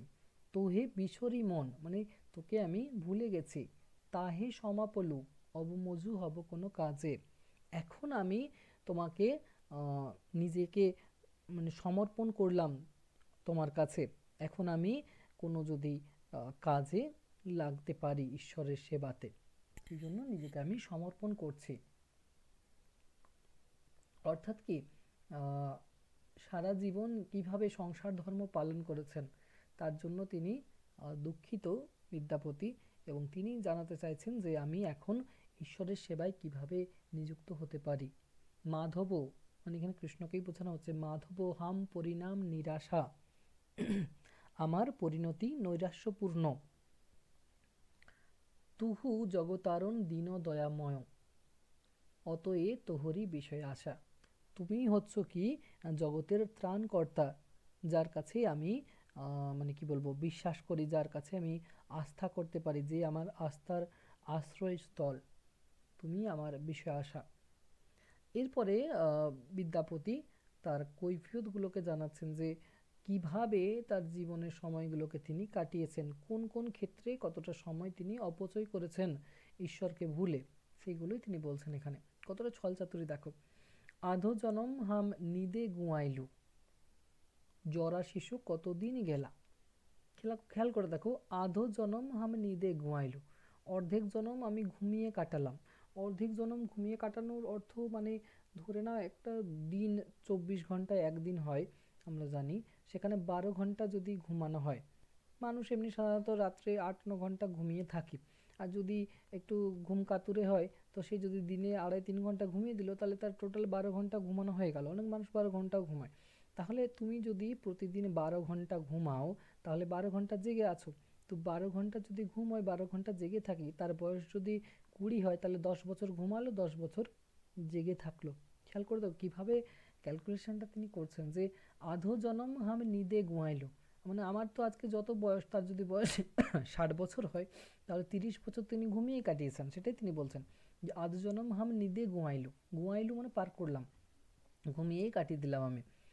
জরা শিশু কতদিন গেলা, মানে সেখানে শিশুবস্থা বা বৃদ্ধাবস্থা বা শরীর অসুস্থতা তো হয় না, তো সেই সময়টাও তো এখানে ধরাচ্ছে, সেটাও আলাদা করে তাহলে হিসাব করতে হচ্ছে। অর্ধেক জন্ম তো এমনি ঘুমিয়ে কাটালো, বাকি যে অর্ধেক জীবন সেখানে কি কি করেছে না, সেখানে বলছে জরা শিশু কতদিন গেলা, যেখানে শিশু শৈশব অবস্থা ছিল, বৃদ্ধ অবস্থা ছিল, শারীরিক অসুস্থতা ছিল, সেগুলোতে সময়টা অতিবাহিত হয়েছে অনেকটা। নিধুবনে রমণী রঙ্গরসে মাতুলু, নিধুবনে বলতে যৌবনকালে আমি নারীদের দ্বারা আকৃষ্ট হয়েছিলাম, এবং সেই প্রেম পালা সেই পর্ব সারতে অনেকটা সময় সেখানেও কিন্তু গেছে। নিধুবনে রমণী রসরঙ্গে মাতলু, অর্থাৎ বলা হচ্ছে যে আমি কি করেছি না, যখন যৌবন আমার উপনীত হয়েছিল, তখন কিন্তু আমি মানে রসরঙ্গে যুবতীদেরকে নিয়ে মেতেছিলাম। তারপর বলছে তোহে ভজব কোন বেলা, মানে তোমাকে কখন আমি ভজনা করব, তোমাকে আমি কখন ডাকবো, আমার তো সময় তো এইভাবেই কেটে গেছে। অর্ধেক জন্ম ঘুমিয়ে কেটেছে, শৈশব অবস্থা, বৃদ্ধাবস্থা, শরীর অসুস্থতা, যৌবনকালে রমণীর সঙ্গে রঙ্গরসে মেতে, এইভাবেই আমার সময় কেটে গেছে, তোমাকে আমি কখন স্মরণ করব। এবারে ঈশ্বরের তিনি এই এই জায়গা থেকে মানে গুণ প্রশংসা করছেন, যে ঈশ্বর দয়াময়, ঈশ্বর সবাইকে সাহায্য করে, ঈশ্বর সবার ভুল ত্রুটি ক্ষমা করে দেয়, অতএব আমাকেও তিনি ক্ষমা করবেন। এখন আমার ঈশ্বরেরকে ছাড়া, ঈশ্বরের আরাধনা ছাড়া কোনো গতি কিন্তু নেই, সেটাই তিনি এখানে জানাচ্ছেন। পরে দেখো পদে কি বলা হচ্ছে, কত চতুরানন মরি মরি যাও তো নতুয়া আদি অবসানা, কত চতুরানন মরি মরি যাও তো নতুয়া আদি অবসানা, তোহে জনমী পুনঃ তোহে সমায়ত সাগর লহ সমনা। যেরকম সাগরের মধ্যে বিভিন্ন ঢেউগুলো ওঠে, ঢেউগুলো উঠে সাগরের মধ্যেই নিমজ্জিত হয়ে যায়, সেরকম কত চতুরানন মানে সেই ঈশ্বরের মধ্যেই, সেই বিষ্ণুর মধ্যেই উঠছে, আবার তার মধ্যেই নিমজ্জিত হচ্ছে। চতুরানন বলতে এখানে বোঝানো হচ্ছে ব্রহ্মাকে। ব্রহ্মাও আদি অন্ত রয়েছে, কিন্তু বিষ্ণুর কিন্তু আদি অন্ত নেই। সেটাই বলছে যে সৃষ্টিকর্তা ব্রহ্মা তিনিও কিন্তু উৎপন্ন হন, আবার সেই পূর্ণ সত্য বিষ্ণুর মধ্যেই কিন্তু আবার নিমজ্জিত হন। অর্থাৎ ব্রহ্মারও জন্ম মৃত্যু আছে, কিন্তু মাধবের জন্ম মৃত্যু নেই, তিনি পূর্ণ ব্রহ্ম। সেটাই এখানে বোঝানো হচ্ছে, যেরকম সাগরের মধ্যে ঢেউগুলো ওঠে এবং সাগরের মধ্যেই নিমজ্জিত হয়ে যায়, অর্থাৎ এখানে মাধব তথা এখানে কৃষ্ণের গুণ প্রশংসা করা হচ্ছে। ভনয়ে বিদ্যাপতি সেই সমন ভয়, তুয়া বিনু গতি নাহি আরা। তো ভনিতাতে বিদ্যাপতি জানাচ্ছেন যে ভনয়ে বিদ্যাপতি শেষ সমন ভয়, মানে শেষের সময়ে কিন্তু মানে তার সমন শব্দের অর্থ হচ্ছে কিন্তু মৃত্যু ভয়। তো শেষ জীবনে কিন্তু তার মৃত্যু ভয় এসেছে। তিনি বলছেন যে তুয়া বিনু গতি নাহি আরা, তোমাকে ছাড়া কিন্তু কোনো গতি নেই, কারো কিন্তু উপায় নেই, আমারও কিন্তু তোমাকে ছাড়া কোনো উপায় নেই। আদি অনাদি নাথ কোহায়সী, ভবতারণ ভার তোহারা, তুমি হচ্ছ আদি, তুমি হচ্ছ অনাদি, কাজে তুমি আমাকে ত্রাণ করবে। তো এই আশা আকাঙ্ক্ষা রেখেই কিন্তু পদটা কিন্তু শেষ করছেন বিদ্যাপতি। বুঝতে পারছো, প্রার্থনা পর্যায়েরও এটা একটা শ্রেষ্ঠ পদ বিদ্যাপতির লেখা। তো বিদ্যাপতির পদগুলো আলোচনা করলে বুঝতেই পারছো, তার প্রশ্ন আসতে পারে যে বৈষ্ণব পদাবলীতে বিদ্যাপতির কৃতিত্ব আলোচনা করুন। তখন প্রতিটা পর্যায় থেকে একটা করে পদের হয়তো দুটো করে চরণ আলোচনা করলে, 3টে পদ আলোচনা করলাম, 3টে পদের চরণ আমি যদি দুটো দুটো করে নিই, 3টে পদের দুটো দুটো করে চরণ নিই, তাহলে কিন্তু নোটটা ঠিকঠাক হয়ে যাবে। যে একটা নিলাম অনুরাগ পর্যায় থেকে, একটা নিলাম মাথুর পর্যায় থেকে, একটা নিলাম প্রার্থনা পর্যায় থেকে। আবার থার্ড পেপার আছে, থার্ড পেপারে পেয়ে যাবে আবার ভাব সম্মিলন, অভিসার, ওখান থেকে আরও যদি দুটো আমি আলোচনা করি পর্যায়, তখন দেখবে এখানে অ্যাড হয়ে গেল কি না তোমার 5টা পর্যায়ে দুটো করে 10টা লাইন তুমি পেয়ে যাচ্ছ। এত বড় যদিও নোট লিখতে হবে না, নোটটা দেখবে আমি দিয়েই দিয়েছি রেডি করে, যে পদগুলো আলোচনা করলাম সেই পদ থেকেই বিভিন্ন লাইন কিন্তু তুলে ধরেছে। তো বিদ্যাপতির প্রশ্ন এরকম আসতে পারে যে বৈষ্ণব সাহিত্যে বা বৈষ্ণব পদাবলী রচনায় কৃতিত্ব, মাথুর পর্যায়ে কৃতিত্ব, কিংবা বিদ্যাপতিকে বাংলা সাহিত্যে অন্তর্ভুক্তির কারণ আলোচনা করুন। যে তিনি বাঙালি নন অথচ বাংলা সাহিত্যে তাকে কেন অ্যাড করা হয়েছে, সেটা প্রশ্ন আসতে পারে। তারপরে মৈথিল কোকিল তাকে কেন বলা হয়, তারপরে অভিনব জয়দেব তাকে কেন বলা হয়। বুঝতেই পারছো যে এই প্রশ্নগুলো প্রথম দিকেই সংক্ষেপে আলোচনা করবো। ছোটো ছোটো প্রশ্ন আসতে পারে, জয়েন্ট প্রশ্ন 2 নাম্বার করে আসতে পারে। তো বিদ্যাপতি সম্পর্কে আশা করি বুঝতে পারলে যে তার বৈষ্ণব পদাবলীর পদগুলো কীরকম। পদগুলো মূলত মৈথিলি ভাষায় রচিত এবং সেগুলো ব্রজবুলিতে পরিণত হয়েছিল, বা ব্রজের ভাষা যেটাকে আমরা বলি মিশ্র ভাষা। মিঠু কিছু বলছো? স্যার বলছি যে চণ্ডীদাসের যে পদ আছে স্বরূপ বিহনের রূপের জনম, ওটা একবার একটু বুঝিয়ে দেবেন? স্বরূপ বিহনে, আচ্ছা ওটা তো আজকে আলোচনা করব না, তোমাদের ক্লাসে আমি বুঝিয়ে দেবো। চণ্ডীদাসকে আজকে পুরোটা আলোচনা করা যাবে না, মানে অনেকটা সময় লাগবে। চণ্ডীদাসের বিদ্যাপতির ক্ষেত্রে টপিক সেরকম আর নেই, কিন্তু চণ্ডীদাসের ক্ষেত্রে অনেকগুলো টপিক আছে। চণ্ডীদাসটা জাস্ট শুরু করব আজকে, কিন্তু শেষ হবে না আজকে। নোট দিয়েছি আমি চণ্ডীদাসের। তো চণ্ডীদাস কথা এলে চণ্ডীদাস সমস্যার কথা মনে পড়বে, কারণ বিংশ শতাব্দীতে 1900 না এগুলো বলবো না আমি, এগুলো কাকে কাকে জিজ্ঞাসা করব, মৌসুমী, বাবলি দত্ত, নাসিমা, মিঠু, অম্বিকা, এরা উত্তর দেবে। শ্রীকৃষ্ণ কীর্তন কাব্যের পুঁথিটি কোথায় পাওয়া গেছে, কত সালে? হ্যাঁ, যাদের নাম বললাম তাদের মধ্যে বলো। স্যার বলবো? হুম, দেবেন্দ্রনাথ মুখোপাধ্যায় গোয়ালঘরের মাচা থেকে 1909 সালে পাওয়া গেছে। বসন্তরঞ্জন রায় বিদ্যুৎ বল্লভ মহাশয় আবিষ্কার করেছিলেন। হুম। বাঁকুড়া জেলার কোথায়? স্যার বন্নি বিষ্ণুপুরের বন বিষ্ণুপুর, বিষ্ণুপুর বলবে না, বিষ্ণুপুরের নিকটবর্তী কাকিল্লা গ্রাম থেকে পুঁথিটা পাওয়া গেছিল, অযত্ন রক্ষিত। আচ্ছা শ্রীকৃষ্ণ কীর্তনের, আচ্ছা কে উত্তর দেবে বলো, আমি হাত তোলো, তাকে জিজ্ঞাসা করবো প্রশ্নটা। এটা চাকরির পরীক্ষাতে আসে। কেউই হাত তুলছে না, ভয়ে অ্যান্সার দিতে হবে। না আগে প্রশ্ন করবো না, আগে হাত তোলো। না তোমাদের ক্লাসটা হয়েছে না, ওই মৌসুমী, বাবলি দত্ত, মিঠু, অম্বিকা, নাসিমা, এদেরকে জিজ্ঞাসা করছি, তোমরা হাত তুলো, তোমাদের মধ্যে একজনকে জিজ্ঞাসা করো। বাবলি দত্ত হাত তুলেছে, এই তো দেখো, বাকিটা সাহস করে বলে প্রশ্ন বলো আগে। আচ্ছা বাবলি দত্তকে জিজ্ঞাসা করি, এই যে শ্রীকৃষ্ণ কীর্তন কাব্যের যে পুঁথিটা, ওটা কিসের ওপর লেখা হয়েছিল? তালপাতা? তুলট কাগজ। হ্যাঁ, তুলোট কাগজ। হুম। আচ্ছা কোথা থেকে প্রকাশ পেয়েছিল শ্রীকৃষ্ণ কীর্তন কাব্যের পুঁথিটা? বঙ্গীয় সঙ্গীত সাহিত্য পরিষদ। বঙ্গীয় সাহিত্য পরিষদ থেকে, কত সালে? 1917 ষোলো 1916। 16 সাল। হুম। প্রকাশক কে ছিলেন?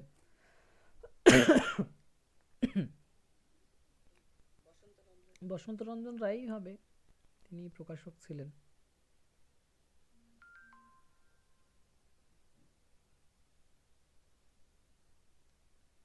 হুম। তো দেখো, শ্রীকৃষ্ণ কীর্তন কাব্যের পুঁথি আবিষ্কার হয়েছে 1909 সালে। 1909 সালের আগের কথা বলছি, মানে মধ্যযুগ হচ্ছে, তারপরে ঊনবিংশ শতাব্দী, 1800 সাল, একবারে 1900 সাল পর্যন্ত।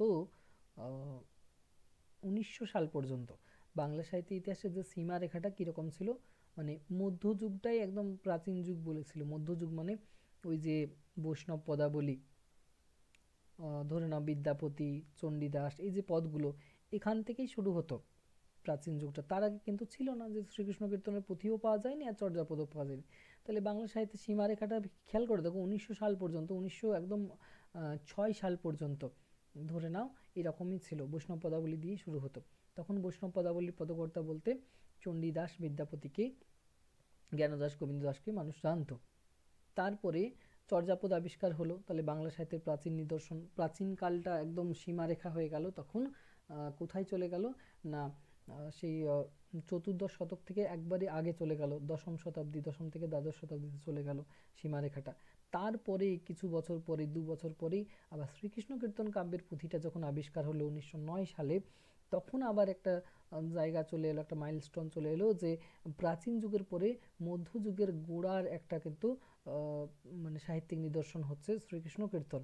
মানে ওই বিদ্যাপতি, চণ্ডীদাস এদের কিছুটা কাছাকাছি সময়, মানে তুর্কি আক্রমণের পরবর্তীকালে, অন্ধকার যুগের পরবর্তীকালে, মানে চতুর্দশ শতকের মাঝামাঝি সময়টা যেটা, সেই সময়েরই হচ্ছে বড়ু চণ্ডীদাসের লেখা শ্রীকৃষ্ণ কীর্তনের পুঁথিটা। এইগুলো গুরুত্বপূর্ণ কেন? কারণ সেই সময়ের আর কোনো পুঁথিই ছিল না, এই একটা পুঁথি পাওয়া গেছে বাংলা ভাষায়। চর্যাপদের যেমন একটা পুঁথি পাওয়া গেছে, শ্রীকৃষ্ণ কীর্তনের একটাই পুঁথি পাওয়া গেছে। অর্থাৎ কি, প্রাচীন যুগের ভাষার নিদর্শন পেতে গেলে আমাদের ওই চর্যাপদের উপর ভরসা করতে হবে। আর যদি মধ্যযুগের প্রথম দিকটার বলি, আদি মধ্যের, তাহলে আমাদের শ্রীকৃষ্ণ কীর্তনের উপর ডিপেন্ড করতে হবে।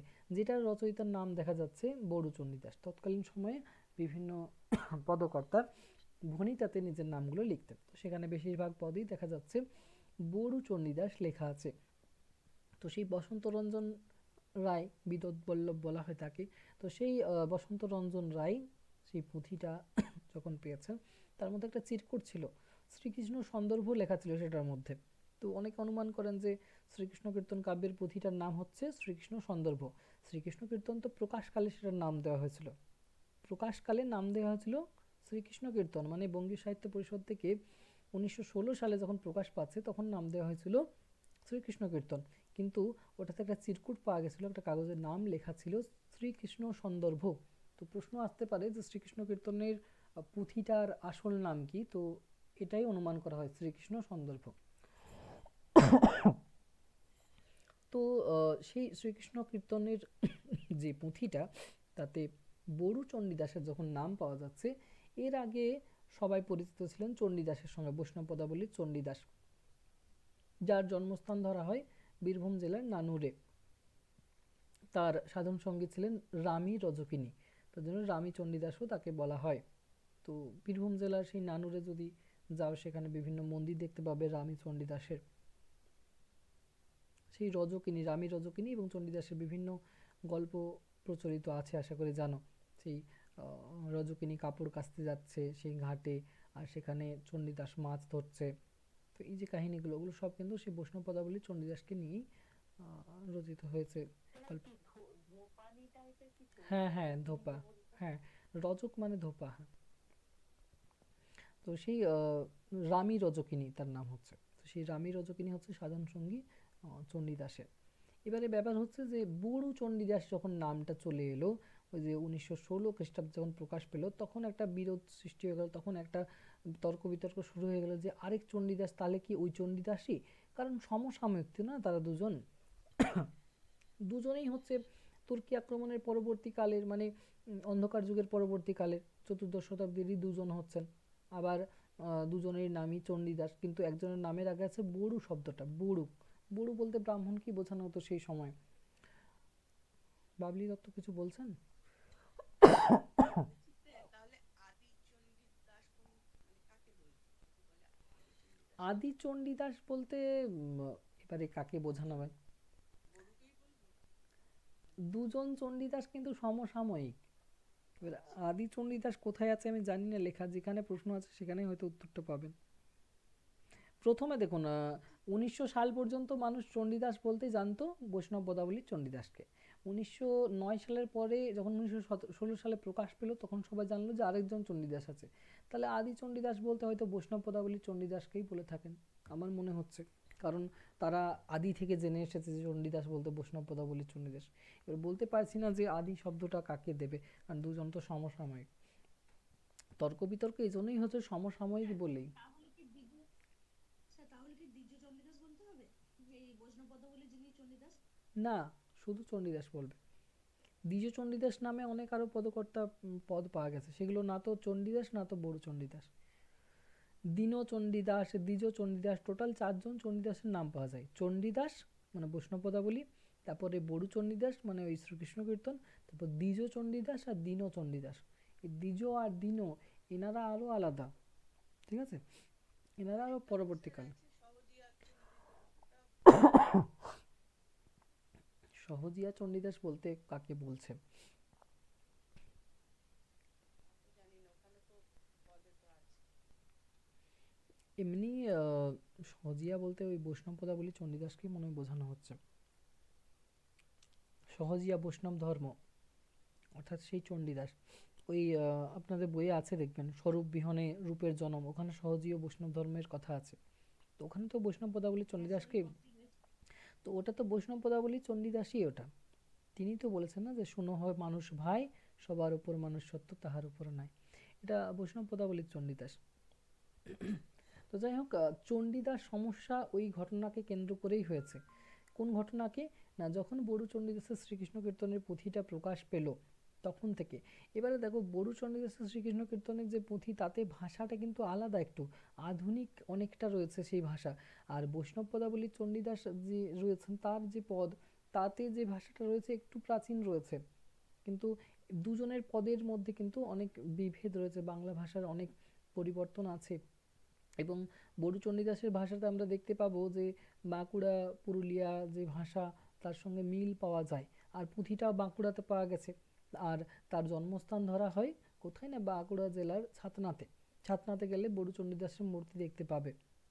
তো তাহলে সেই ছাতনাতে তিনি যদি তার বাড়ি হয় এবং সেখানে তিনি লেখেন, তাহলে বাঁকুড়া জেলাতেই তার তার বাড়ি, আর সেখান থেকেই পুঁথিটা পাওয়া গেছে। আর আরেকজনের জন্মস্থান হচ্ছে বীরভূম জেলাতে, মানে বুঝতেই পারছো। তো দুটোর মধ্যে আবার পার্থক্য আছে। গান মানে যে গানগুলো রয়েছে, যেমন শ্রীকৃষ্ণ কীর্তনের পুঁথিতে যে গানগুলো রয়েছে ওটা তো বৈষ্ণব পদাবলী নয়। তো ওটাতে যে গানগুলো রয়েছে সেগুলো মূলত ঝুমুর টাইপের। পুরুলিয়াতে ঝুমুর বিখ্যাত। তো সেই ঝুমুরের আদলে লেখা, মানে প্রেম সঙ্গীত যেগুলোকে বলা হয় ঝুমুর। আর নাটগীতি পাঞ্চালী মানে নাটকীয়তা তার মধ্যে রয়েছে, ট্র্যাজেডিও তার মধ্যে রয়েছে। এবং সেই গানগুলো মূলত বৈষ্ণব পদাবলীর সঙ্গে কিন্তু মিল পাওয়া যাবে না, কারণ সেই গানগুলো তিনি রচনা করেছেন গীত গোবিন্দমকে অনুসরণ করে। গীত গোবিন্দমে আমরা দেখতে পাই 12টি স্বর্গ রয়েছে, অধ্যায় রয়েছে। ভাগবত পুরাণে 12টি স্বর্গ রয়েছে, সেরকমই এখানে 13টি খণ্ড রয়েছে। 13টি খণ্ড রয়েছে, 12টা খণ্ড নাম যুক্ত আছে, আর শেষেরটা আছে অত রাধা বিরহ, সেখানে খণ্ড নাম নেই।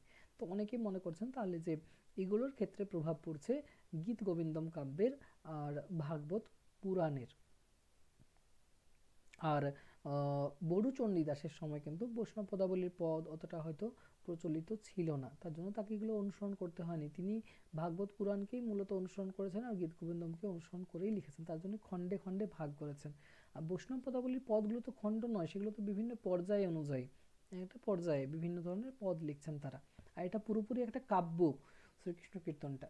তো এইভাবে চণ্ডীদাস সমস্যা যখন দেখা দেয় তখন দুজন চণ্ডীদাস উঠে আসে, একজন হচ্ছে বড়ু চণ্ডীদাস, একজন হচ্ছে সেই বৈষ্ণব পদাবলীর চণ্ডীদাস। দুইজন কিন্তু যে আলাদা, এটা নিয়ে বেশি মত পোষণ করা হয়েছে। বিভিন্ন পণ্ডিতগণ বলেছেন যে বৈষ্ণব পদাবলীর চণ্ডীদাস তার যে শ্রীকৃষ্ণ, তার যে সেই রাধা তৈরি করেছেন তিনি পদাবলীতে, তাতে একটা প্রেমের ভাব রয়েছে, রোমান্টিকতা রয়েছে, তাতে একটা ভক্তির ভাব রয়েছে। কিন্তু শ্রীকৃষ্ণ কীর্তনের যে পুঁথিটা পাওয়া গেছে বড়ু চণ্ডীদাসের, সেখানে কৃষ্ণের প্রতি কিন্তু কোনো ভক্তি আসবে না। কৃষ্ণকে সেখানে লম্পট, অশ্লীল একটা ভাষা বলা একটা যুবক হিসেবে দেখানো হয়েছে, সেখানে রাধা নির্যাতিতা একজন নারী হিসেবে দেখানো হয়েছে। প্রেমের থেকে বেশি ওখানে বড় হয়ে দেখা যাচ্ছে যে সামন্ত প্রভুদের তৎকালীন সময়ে যে অত্যাচার, সেগুলোই বেশি, সমাজটাই বেশি ফুটে উঠেছে ওখানে তৎকালীন সময়। তাহলে দেখা যাচ্ছে যে দুজনের ভাষার মধ্যেও বড়াইকে দেখা যাবে ছল কপট আশ্রয় করছে, বড়াইয়ের মুখের ভাষাও কিন্তু ঠিক নয়। সেইটাকে অনুসরণ করে বিভিন্ন গান তৈরি হয়েছে বড়ুচণ্ডীদাসের শ্রীকৃষ্ণ কীর্তনকে। দেখবে জলে না যাইও একটা গান আছে, খেয়াল করে দেখবে, মা তুই জলে না যাইও, বড়াইয়ের কণ্ঠেই সম্ভবত গানটা আছে, মানে রাধিকাকে বলছে জলে না যাইও। তো সেই গানগুলো, এগুলো মূলত বৈষ্ণব পদাবলী থেকে আসেনি, এগুলো এসেছে বড়ুচণ্ডী দাসের শ্রীকৃষ্ণ কীর্তন কাব্য থেকে। কারণ ওখানে একটা যে মুখরা সেই বড়াইকে দেখানো হচ্ছে, সে কিন্তু শুধু কথাই বলে না, সে কিন্তু গালাগালও দেয়। তো ভাষার মধ্যেও অশ্লীলতা রয়েছে শ্রীকৃষ্ণ কীর্তন কাব্যের পুঁথিতে। তাহলে বড়ুচণ্ডী দাসের যে মানে ইয়েগুলো গীতটা যেটা তিনি রচনা করেছেন, ইয়েটা মানে কাব্যটা, সেটার ভাষার সঙ্গে কিন্তু বৈষ্ণব পদাবলী চণ্ডীদাসের ভাষা কিন্তু মিল পাবো না। তার জন্য দুজনকে আলাদা কবি হিসেবেই গণ্য করা হয়। কারণ রোমান্টিক যে প্রেমটা রয়েছে, ভক্তি রয়েছে, সেগুলো পাবো আমরা বৈষ্ণব পদাবলীর পদে। সেখানে শ্রদ্ধার আসনে বসাবো আমরা শ্রীকৃষ্ণ রাধিকাকে, কিন্তু শ্রীকৃষ্ণ কীর্তনে শ্রীকৃষ্ণকে কিন্তু শ্রদ্ধার আসনে বসানো যাবে না। সেখানে শ্রীকৃষ্ণের স্বার্থপরতা, তার লম্পট যে ইয়েটা চরিত্রটা, চরিত্রহীনতা, তার মধ্যে যে অশ্লীলতা, সবকিছুই আমরা দেখতে পাবো। বুঝতেই পারছো তাহলে সেই চণ্ডীদাস সমস্যার নিরসন সেইভাবে না হলেও আমরা বলতে পারি যে বৈষ্ণব পদাবলীর চণ্ডীদাস আর বড়ু চণ্ডীদাস অর্থাৎ শ্রীকৃষ্ণ কীর্তন কাব্যের চণ্ডীদাস দুইজন কিন্তু অভিন্ন। এনাদেরকে একও অনেকে বলেছেন, কিন্তু অভিন্ন। কারণ তোমরা যখন নিজেরা কাব্যগুলো পড়বে, বিষয়বস্তু যখন আলোচনা করব, তখন বুঝতে পারবে যে না, দুজনের মধ্যে আকাশ জমিন কিন্তু তফাৎ রয়েছে। একই সময়ে হতে পারে, কিন্তু দুজনের কিন্তু ভাষাগত পার্থক্য রয়েছে, তাদের লেখার পার্থক্য রয়েছে, তাদের সব কিছুতে কিন্তু পার্থক্য রয়েছে, সমাজটাও কিন্তু অন্যরকমভাবে তারা উপস্থাপন করেছে।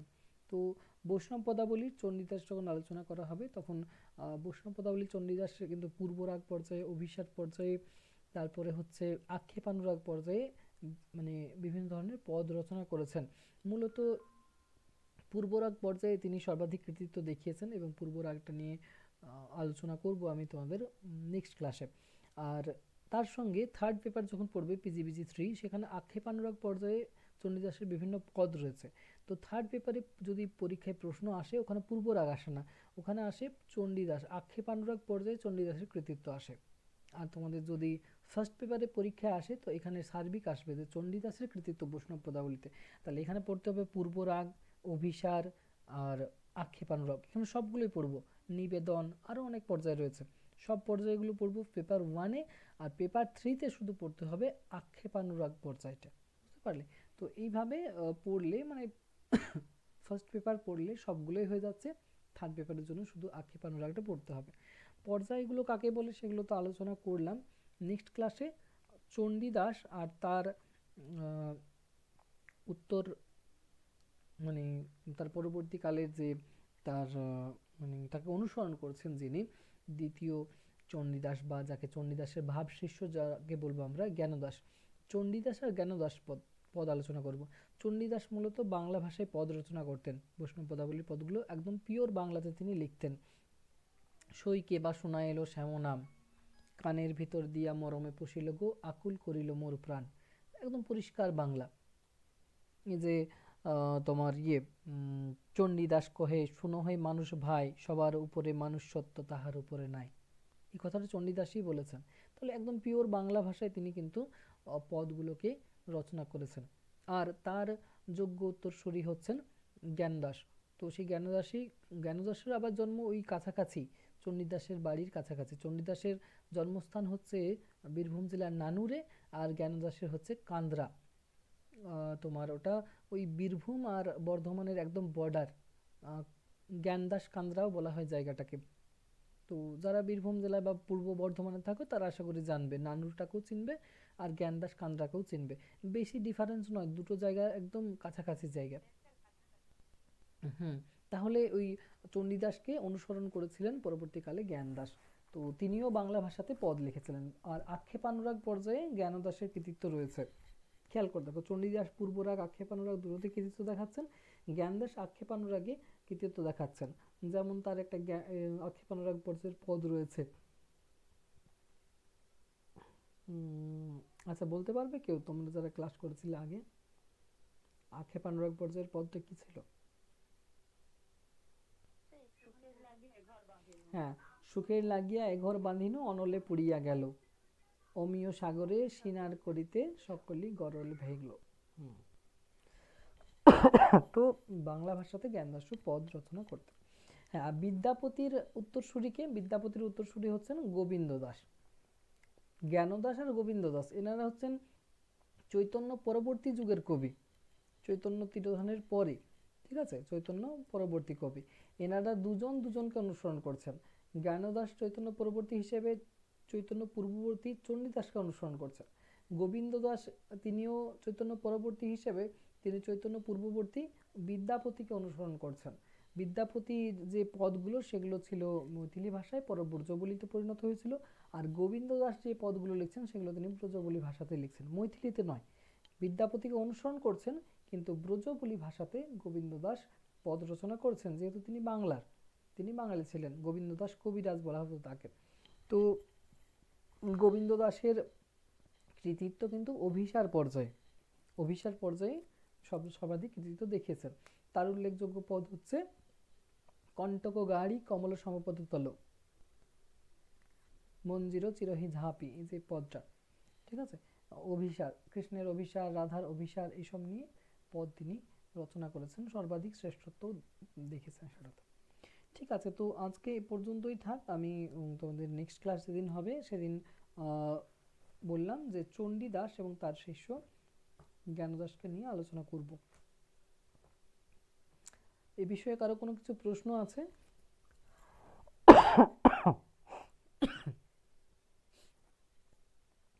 আচ্ছা, আমার প্রশ্ন আসে, আমি জিজ্ঞাসা করি।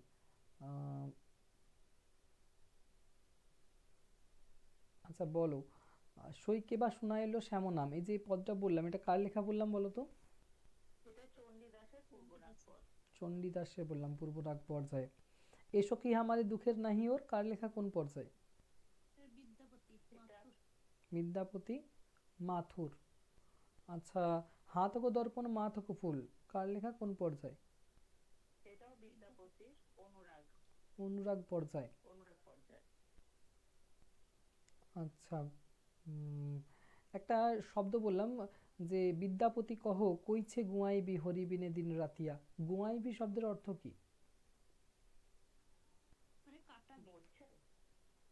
কইছে গুয়াইবি, কাটাবি, হ্যাঁ, পার করবি কিভাবে। কইছে গুয়াইবি হরিবিনে দিন রাতিয়া। এই যে কান্ত পাহুন কাম ও দারুণ, পাহুন শব্দের অর্থ কি বললাম? কান্ত পাহুন, না প্রেমিক নয়, কান্ত মানে প্রেমিক, কান্ত বা কান্তার, পাহুন মানে প্রবাসী, এখানে প্রেমিক হচ্ছে প্রবাসী। একটা লাইন আছে যে দেখবে তোহে বিশরি মন তাহে সমর্পিলু, তোহে বিশরি মন, বিশরি মানে বলছে না তোহে বিশরি মন, তা না না না, मेरा बिसरी माफ कर देना, ভুল, হ্যাঁ বিশরি ভুল, তোহে বিশরি মন ভুলে যাওয়া, ভুল। তো এখানে আরেকটা আছে তোমার ইয়ে নিধু বনে, নিধু বনে মানে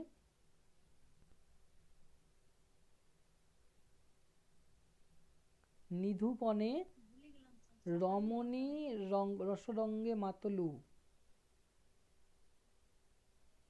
নিধুবনে মানে হচ্ছে যৌবনকালে, ঠিক আছে, যৌবনে।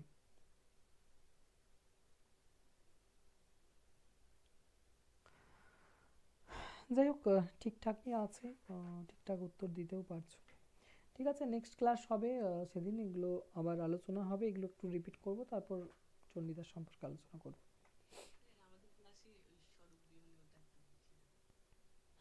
ঠিক আছে। আচ্ছা বেশ, গুড নাইট সবাইকে।